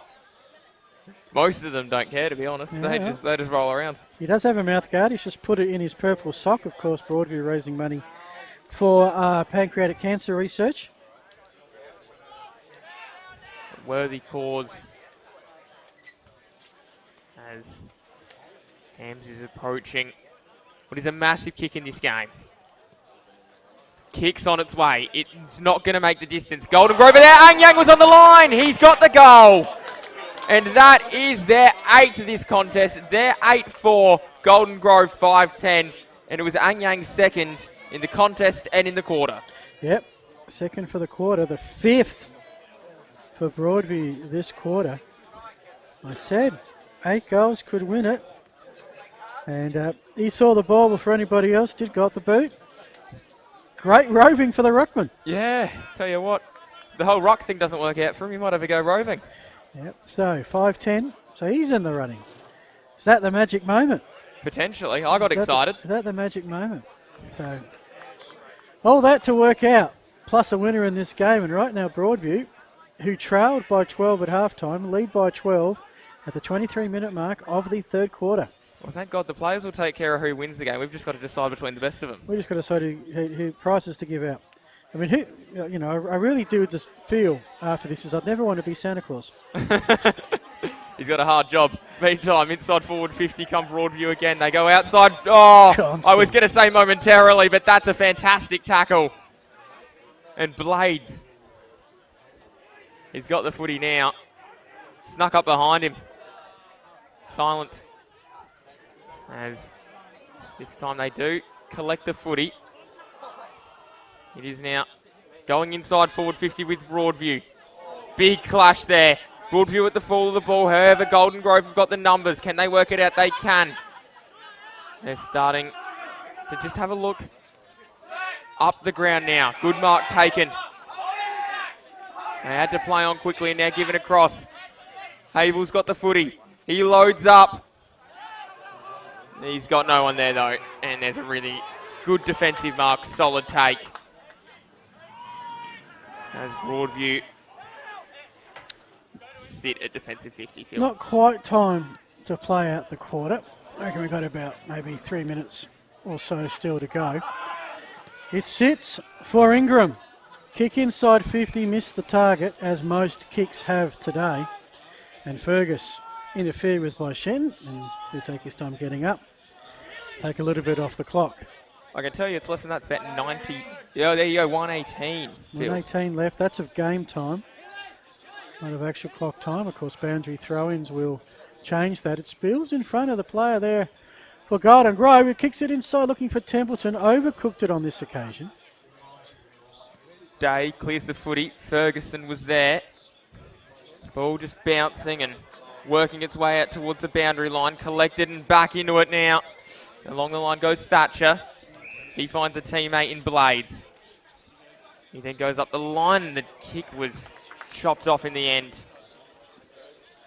by the player in Flanagan. That's Kane. So this quarter, Broadview have kicked 5 goals, 1. They had 3-3 at half time. They've kicked 5-1 in the third. Golden Grove have kicked just the 1 goal at 1. And that goal was the first major of the quarter. So Tigers have actually kicked the last 5 in succession. Ball comes back in. Tapped down. It's going to work its way out for Hable. He might have to go back in and try and win it. Ball just spills out the back. There is the big ruckman in Robinson. He's tackled. And that's going to be holding the ball. You can hear the applause of the balcony. Not a whole lot of time though. As Yang gives it off. And there's the siren is now imminent. There it is. On Flanagan's kick, it is Broadview there. 8-4-52. Golden Grove 5-10-40. Phil, your thoughts?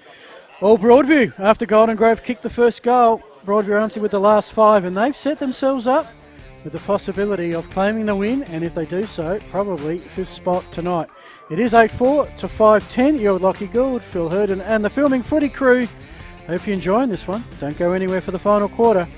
We'll bring it to you after this break. You're watching the Adelaide Footy League, thanks to Filming Footy.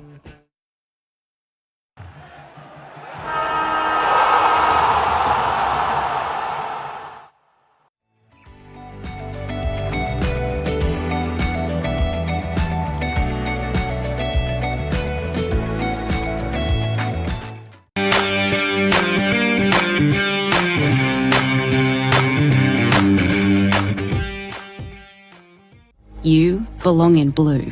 Apply for a career with South Australia Police.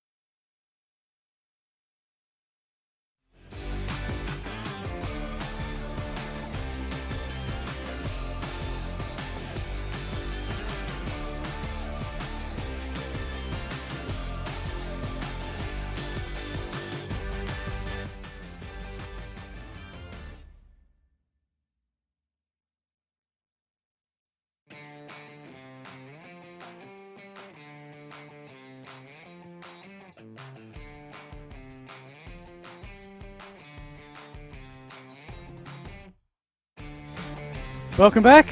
There's the scene here at the Broadview Oval. Golden Grove had around about a 3-goal lead. Early stages of that third quarter, Broadview come back. Oh, the magic spray! We're looking for reasons as to why Broadview have come back. It's the magic spray. No doubt about it. Can we give the magic spray the magic moment? We give magic spray the magic moment. Maybe, no. We've been working out some potential nominees for our prizes. The Belgravia Apparel, New Balance, Archie's Footwear, and Filming Footy Stats. Range of prizes there. The beanie, the footwear, and the apparel voucher for the best player. Nearmouth Mouthguard for the magic moment. And of course the Moseley Bar and Kitchen for the best teammate. And I reckon I might go best teammate. Maybe the man from the winning team with the muddiest jersey. Oh, well, you've got a few options out there, There's depending a on who few you want to to go. choose from. We'll see. Haven't had much of a chance to have a look around the other ground, so I'm going to try and do this a little bit live, which I know doesn't sound great, but I know you appreciate the scores. Yeah, well, it's been a very interesting sort of game. Both teams have had massive swings in momentum. Phil, Golden Grove had their chances in the second quarter, early in the third as well, but Broadview have been dominant either side of that, and scoring shots 15-12, starting to tighten up a little bit there, which has led to Broadview being a lot more accurate, being in front of this contest at the minute. So, still plenty to be played though. I mean, 12-point ball game, that can turn around in about 4 or 5 minutes. So if Golden Grove come out and do what they have done to the scoring end, they'll certainly be able to get on top of this one. Yeah, well, I've got my first score up, and as expected, it is still a large Glenunga lead, 95-35. They're a bit behind us, 21 minutes into the third quarter. We've just hit three-quarter time at Brighton Road, and it's just very low scoring. Sacred Heart, they are 4-6-30. They lead Brighton 3-4-22. That is an 8-point margin in favour of Shock. But of course, there's still a full quarter to go in that encounter. But it's based on ladder positions, you'd think that would be a little bit more one-sided. 2 more to find. I've run out of time. Lockie Gould, you got the call. Final quarter, here we come.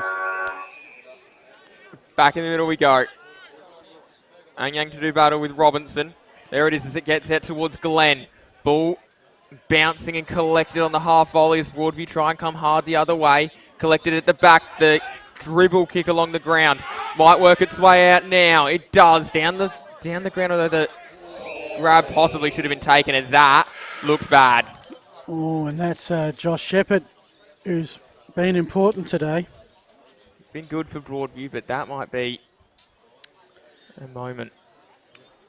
He looks all right, getting up slowly. Got the other result. So around the grounds, it's Tea Tree Glenunga by 60 over Tea Tree Gully late third quarter. Payneham have kicked away. They're 4 goals ahead of St. Peter's, 55-31. Close one is at Brighton Road. Sacred Heart lead Brighton by 8. And Port District have just kicked away again. That's early stages of the final quarter. They'll probably be first to finish. A 32-point lead to Port District over Princes at Largs Reserve. So the game's actually going. The higher position team are winning all games at the moment, except this one here. Ball might just work its way out here, and that's a good tackle, but I tell you what, it's on now. It was good until the end. Oh! Oh, splish splash, I'm taking it back. See you later, Flo. 5 is Josh Glenn, by the way. And yeah, that was a good tackle to hold him up, but just dumped him at the end. The dump at the end Can't do that anymore. Is not part of footy in 2024. Nah, nor should it be. Ball at the back, the stoppage. They might just work their way through here down the wing. The fend off was pretty good. Sent back up the line. Habel's involved again. All the soccer with just all sorts of thin air then. Ball's going to work its way back out towards Glenn. Glenn then sends it back to the back of the pack. Inside forward 50 there from Jean. Now the bouncing ball. Might just work its way out, and it does. So 1 point, which takes a 12-point margin down to 11. Oh, no, well, actually, it's interesting because the goal umpire signalled a point. But the boundary umpire is going to get the ball. Hasn't waved a flag, though, so I reckon I don't know how you withdraw a point. Whether you go like this and you go, no, you slap your hand away, or I don't know. But he did signal a point. I'm not seeing things yet. Snapped out from Slater. There's a goal. And Golden Grove get that much-needed first, Phil. They did. Slater, his first for the day, kicked 2 last week, kicked a goal the last time they met. That is his 20th for the season. Man, he played last year for the Magpies of Salisbury and brewed 53 goals. And that takes the margin back to 1 straight kick. On the Hahn Ultra Zero Carbs scoreboard, it is the Kookaburras 610. That is 46. As we see there, let's have a look at how... somewhere amongst all that mud might be a little bit of blood, maybe. Although he's not getting strapped up. But he is being, what shall we say? Consulted. Questioned. Yeah. Just to see how he is. And he's actually off to the change room to maybe get some strapping, I suspect. I imagine that's... hopefully it is just strapping and nothing more serious for him. Ball, meantime, in the centre of the ground. Shenton won the footy. Ball now with Hable, who's just doing a good job to just try and work it forward. And one's going absolutely nowhere. Glenn's in over the top. It's going to be a ball in. A ball up, sorry. So 1 kick in this contest. Based on the 3/4 time scores, we have the close one.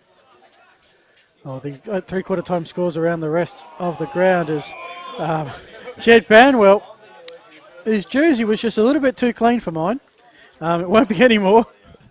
And it was too clean for Jaden Ryan as Players well. are probably looking around saying, gee, looks like I haven't played a game, I better get into it.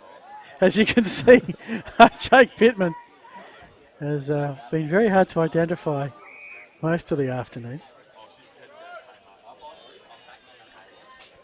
And Cooper O'Leary not far behind. Pittman manages to get around O'Leary. Kick into the pocket off hands, and it will be Fergus saying, I got the ball. Why isn't that a mark? It was in bounds. Not to be. Ball up. Rucks will wait now. As do the rest of the players. They engage. And the contest is back on. Collected and came steaming out of there. Did Broadview the long ball out towards the wing. Payne was there. He's got assistance from Doobie. He picks it up and turns round one, although he's in all sorts of drama. Just cleared up the line now.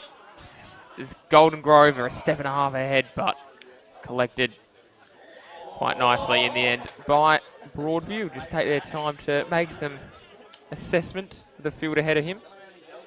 Up the line he goes and finds the player in Day. So Alex Day spots uphill. He's been a prime mover for most of the afternoon. Inboard to Nick Ferguson. It's not enough of a lead to start shutting things down as Manning. They bring it across. So this is about 6 or 7 possessions. And this kind of day, they're never all going to work. That's the one that did, and the chance for Golden Grove to pounce. Johnson's hand pass missed the target. Don't say that too often. It was Hamish Ralph. Back, I think, to Ralph. Now they'll kick across. And between Dobie and Xanthopoulos, Golden Grove go forward. Found a clunk. And with Templeton Lockie, a chance to go and get another inside 50. So it is with Jacob Templeton, who's turned it over. Out. That is not what he was hoping for, and Day's got the footy now. He drills it up the line. Finds Hams, who just stops and starts and waits for another option. He flicks it wide.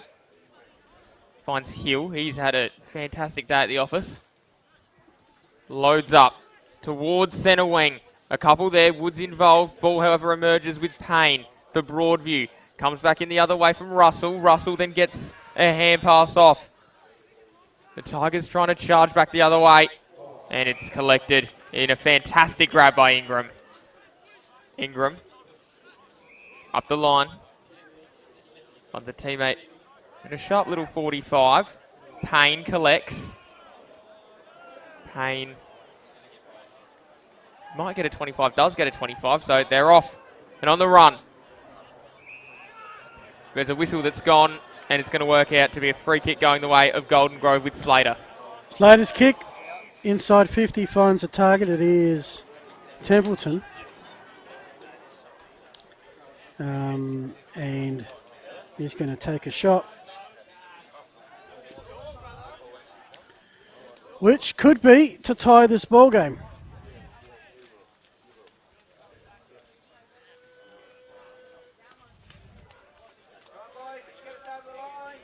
By the boundary. That is a glorious kick. And if Golden Grove get up, that could well be the Nearmouth Mouthguard magic moment. A low percentage shot for maximum value. And this game is tied. It's a tight game of footy. It's a fantastic kick in the end. And it was straight over the goal umpire's hat. Makes it interesting. Jacob Templeton runs to the scoreboard, and we're back where we began with an even scoreboard. 8-4 plays 7-10. And I've said it all day, Phil, but I think the fact that Golden Grove have kicked themselves out of this contest a little bit does make life more difficult for them. 17 scoring shots to 12. Just got to have that many more opportunities. Ball might work its way out now. It was Shepherd who was there. In the end, Pittman got the clearance. Ball rolls out towards Jacob Templeton. He's involved. That tap, that was pretty good. As was the soccer, might work its way out, although the fist was late and came through. Opening the door back up for Broadview. Tackle. The umpire said that was a kick. So back they go. It is now in the hands of Golden Grove. Pascoe slipped over. Tried to just sock it forward from Banwell. They're playing soccer with it at the minute. Now finally someone bends down, tries to collect it, but it goes over the boundary line. Over the behind line from Dodd. And Golden Grove re-established the lead. 7-11 plays 8-4. And Fergus has no idea where he's going with this.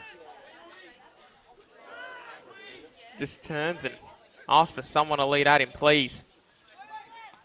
Oh no, turnover. It was beckoning, but they might still work it out. Pittman, he's tackled. And then the football's just cleared up the line. It just sits in the dirt. Someone's got to go in and get it. It was stuck in the mud, but it's emerged now. And Golden Grove, who was stuck in the mud for much of the third quarter, seemed to be back on. But a good mark taken. And a relieving mark by Manning, who's been everywhere today as well. Yeah, it certainly seems to be something about the right of screen where we've had 3 of the 15 goals kicked. 2 in the first, none in the second, 1 in the third.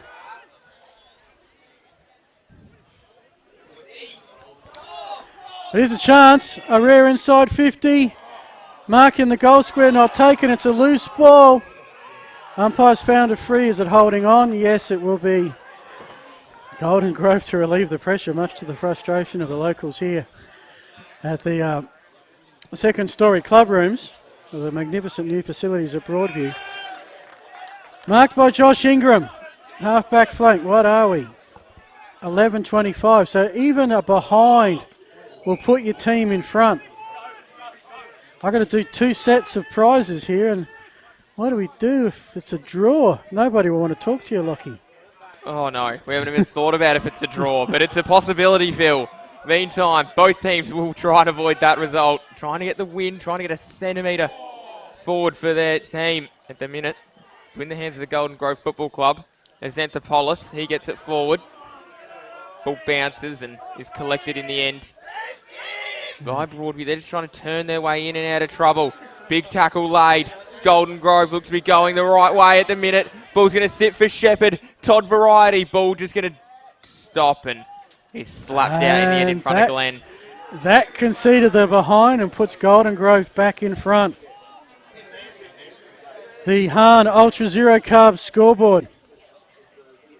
Broadview 8-4-50. Oh my goodness, we have a scoreboard indiscretion. Okay. Scoreboard says 7-12. We've got 7-11. I believe it's 7-12. Okay.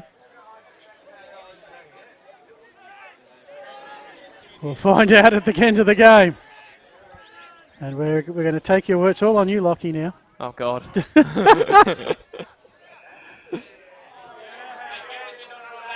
And at the moment, I'm not sure if there's a... Is there a live stats that we got, Hugo? That you get the other scores from?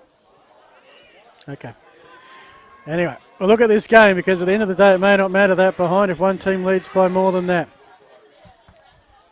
Ball inside forward 50. Big punch away came from Thatcher. It's opened the door up because now they're off. Long ball up the line is just going to bounce over and out. So it's going to come back from Ryan. Play on, says the umpire. And across the ground they go. Couple of Broadview Tigers there to work it out, one of whom is Flanagan. That's Kane variety. Back in might have been a free kick. Umpire said no. Play to the whistle, boys. And that one's a good tackle, which makes sure the umpire's going to ball it up inside the centre square, or there's about. Forward slightly towards the left of screen, which for those playing along at home is the end in which Golden Grove are kicking. Ball goes up. Big fist over the top of the ruck contest. And then there is now a ball inside forward 50, which is out of bounds on the fall. It's a long kick. It was Shenton going for hero. In the end, he's come up stumps. 0. He's had his moments, Shenton, but just hasn't totally executed in those moments. He's got a goal, he's got a behind, and that one, even a behind, would have been useful. They're all going to matter at this point. 8-4 plays 7-12. Just had a confirmation from producer Hugo. We are correct on the scoreboard. Okay, so it is 7-12 to 8-4. Of course, the Hahn scoreboard. Hahn Ultra Zero Carb scoreboard. Not a carb to be found. 0 carbs. 0. Meantime. There it is. There's your scoreboard right there showing you. When you do the sums, it's a 2-point Golden Grove lead. Probably not enough room on it to put the total there. No, it's a small scoreboard, but it looks nice. It kind of fits into the background, if you know what I mean. I just like the fact it doesn't flash up and say goal, goal, goal when goal happens and you're trying to find the score. Meantime, we've got a game of footy to call, Phil. We do. We can't keep talking about the architecture. Ball works its way forward.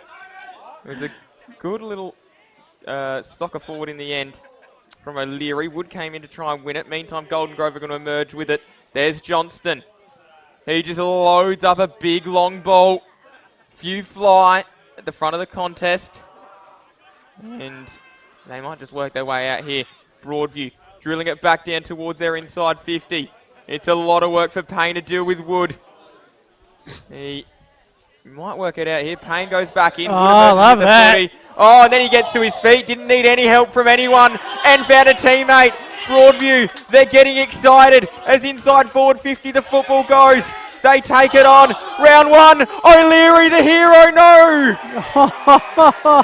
Not to be. And look, this has got to be one of the, for a footy fan of either side, this has got to be one of the more frustrating games.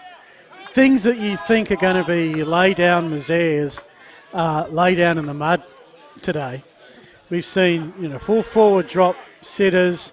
We've seen a lot of inside 50s looking good turned over, and we saw it all set up there, courtesy of the great work at ground level by Wood. A shot on goal or a kick to Boris by the goal line, but not to be. But Broadview are going to get a second chance here. Boris tries to take on 2, and that's courageous. That might be a near-morph magic moment. Wonder if Louis Johnson needs a new mouthguard. Well, he needs his teammates to get up if he wants one. Yep, and that helps. Certainly does. Mark taken by Shepherd. Todd Shepherd, not to be confused with Josh Shepherd of Broadview. He's off the ground, I think, at the minute. Yeah, well, I haven't seen him come back. Fergus is in front position, held his ground. Shetton deemed to have interfered, and that's great work by Fergus there. I'm not sure how many of the special comments around this you get to hear, folks, but that one's up there in the Hall of Fame class. Anyway, Modra. The kick to the hot spot. Boris Lurkin. A lot of players. Umpire says my ball. Starting to look towards that clock. Almost 18 minutes gone. This quarter, Broadview have not scored. They have scored 1 point this game to the right of screen. Golden Grove have scored 2 goals too. So, yeah, okay. So we still got time left. Probably we might not talk too much about how much time is left, if you know what I mean. Oh, yeah, that makes sense. Okay. Yeah. Try and build the suspense. Well, I reckon it's one of the great things about the game in close games that you don't know when the siren's going to go. Like a good mystery. Glenn ran onto the loose ball. Fergus did well to stop it. Pittman, another touch onto Templeton. There was no Kookaburra within Cooey of that. Once the ball spilled forward, Johnson lurks. He's been solid in patches. Johnston. He's got his footy, so let's see what he can do with it. Decides to just kick it down the line. It might work out towards Banwell, but the door's been opened again as the Tigers, they might go waltzing through it up towards the top of 50. Inside they go now. It might be marked. It is marked. And I tell you what, he's had a fantastic day as Hill. Hill loads up, sends it towards the top of the square. He's got a couple to work with. It's going to work out. It's a good mark. And there was a push afterwards, and I can understand why the natives are restless. Because they were convinced. Because in certain other situations, that'd be 25 and you wouldn't think twice about it. So it's with the other shepherd who's back on. Reckon he might go and have a chat to Josh Glenn if he kicks this? Potentially. Josh Shepherd. 19 and a half minutes gone for the lead. Kick is gonna fall short, so it's just a behind then. Didn't really look to trouble the Majors. 8-5 plays 7-12. It's a 1 point ball game in terms of Golden Grove. Phil, do you have the sheet? Because I might run downstairs. Okay. I got to fill it in. So you call some footy for a minute and I'll have it ready for you. I look forward to doing that as it looks like it's going to be in the hands of Johnston. Johnston. He might just unload a big barrel, trying to get as much distance as he can. Oh no, Hill slipped at the crucial moment. Here come the Kookaburras through the centre of the ground. They're on here. It's with Habel. He's got a bouncing footy that might work out for Pascoe. Gives it across. Shenton to Banwell. The moment to be a hero is now. And there it is for Banwell and for Golden Grove. They're 8-12. Broadview are 8-5. And then with time ticking, a 7 point ball game might be insurmountable, Phil. It's going to be tough for Broadview now. Probably about 3 to 4 minutes of game time. Well, maybe 3 minutes of clock time left. Only the second goal. And what a change of play. Had the shot on goal for the lead, one end missed. Golden Grove had the extra number. Nothing a lay down misère this afternoon. They managed to make it work. Wow, what a game of footy. Ball's about to go up in the centre of the ground. And we are away. Time still ticks in the centre of the ground. It's collected almost there. It is forward by Broadview. There's Habel again. He's just going to grab the footy. He sends it up the line and everyone slips and no one able to really gain any real traction out there. Meantime, it might work out here for the Tigers. Golden Grove, though, with all the time in the world as Johnston takes the mark on the wing. Long ball in the area. Good grab, almost taken by Blades. He filled everyone, I think, in the end. That might have been touched. Meantime, Pascoe comes charging out. And he had to put his body there, Manning. He had to do it. In the end, it was Flanagan. Sorry, I apologise. Flanagan had to do that and take a pretty solid hit. Phil, bid you guys farewell, and I'll see you down on the boundary. Nice, Lockie. Look forward to your post-game presentations. We've got everything covered except a draw, and if it's a draw, Lockie, well, we're in your hands. But at the moment, It is a 7-point lead. Broadview, who've scored 1 point this quarter, have to score 7 to tie. 8 or more to win. They're going to have the ball. They've got a long way to go. Fergus knows the best way home is right down the middle. There's a fly. There's a tap. Now it's a contest in the middle. At ground level, I reckon that was Smith, only as far as Shenton. He'll force the contest. Smart play. Tapped it in, not to himself, but to his opponent. Ball up, it is. They extricate themselves from the mud. 23 minutes gone. 7-point Kookaburra lead. A game that has ebbed and flowed. But it seems to have been whatever team has kicked to the left of screen has held the advantage for most of it. Broadview by 3 at the first break. Golden Grove by 12 at the main break. Broadview by 12 at the last break. Who will be in front of the final siren? The winner, given that Princes were trailing Port District for a fair bit, the winner will be in the 5 tonight. Golden Grove are there, but only by 4%. A win and a Port District win will give them a game back, and they've got a big game against Port District we'll cover next week. Louis Johnson was away, was tackled. Socket off the ground. Golden Grove into space. This will take some time off the clock. Fergus trying to chase after the ball. Kicked forward by Hable. In the end, it's Fergus who's tackled. We're probably about no more than maybe a minute to go. And with that, it'll be a stoppage. Pascoe's had 3 goals. Singles to Slater, Shenton, Blades. Templeton had a massive one from the boundary. And Banwell, possibly the one that sealed the deal. That's the last 2 that Golden Grove have kicked to take this lead. It's with Broadview on centering. They have to just go, go, go. That's out of bounds on the full. Is that all she wrote?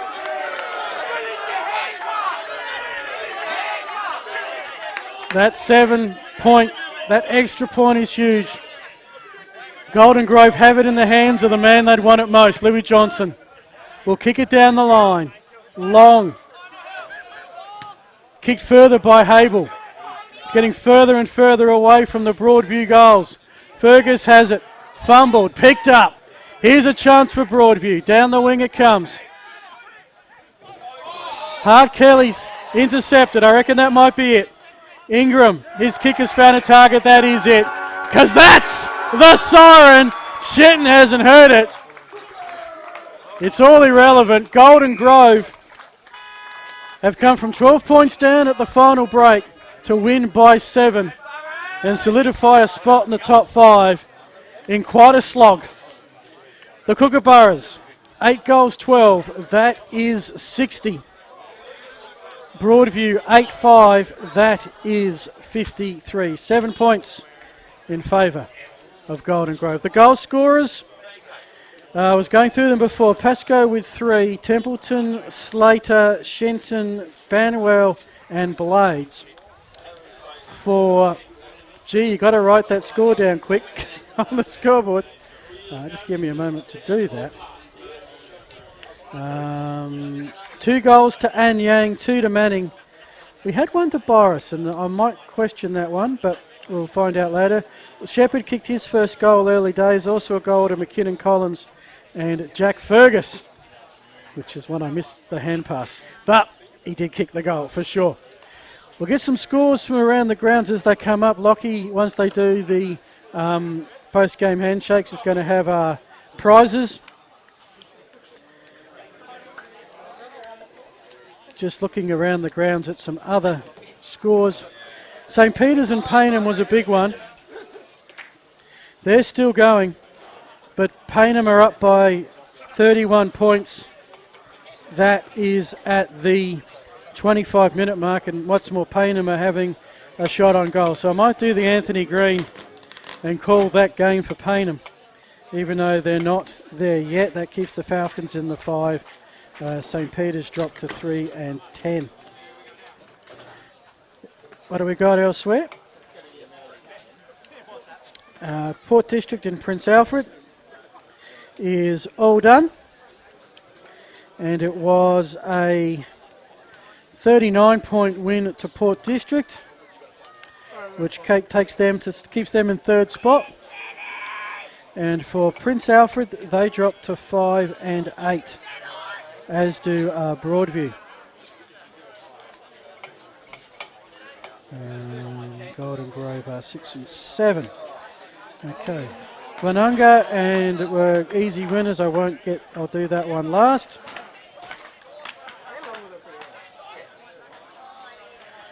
Brighton and Sacred Heart. Can Brighton come back? Because it was such a close game, and it remains a close game. 10 points, 23 minutes gone, so we've got the early finishes. You're seeing some Dartfish footy stats highlights, all the footy stats you could ever want or need from a game. 2,000 events they scan, as that's Pasco. So Sacred Heart lead that by 10 points. Let's go down. He's not far away to Lockie Gould in just a moment. Hold fire, says Hugo. So yeah, Sacred Heart I'm going to give the win there, which drops Brighton to 3-9-1. Let's go boundary side with the prize winners to Lockie Gould. Well, ladies and gentlemen, standing here with the 3 prize winners, and of course the BOG for today, winning the Archies Dartfish, the Belgravia, and the New Balance.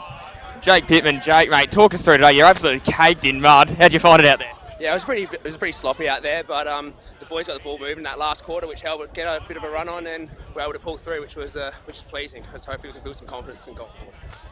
Jed, mate, you've kicked the sealer, which has won you the Neomorph mouthguard magic moment. That goal, talk us through it. Oh mate, I didn't have much time to think. I just got the handball received and chucked on the boot, and thankfully went through. And Lewis, mate, putting your body on the line every single week. That's one of the Moseley Bar and Grill best team, man. What does that mean to you to get such a great award and the recognition of your teammate? Oh, it's just part of my role, to be honest, as a winger or a halfback to try and intercept marks as much as I can. But yeah, I think the team's been building the last probably 10 weeks, and I think we're starting to adjust to Div 1 footy, so hopefully we can take into the last 5 or so games of the season. Massive. Good luck for the rest of your season, boys, and back to you in the Truckville.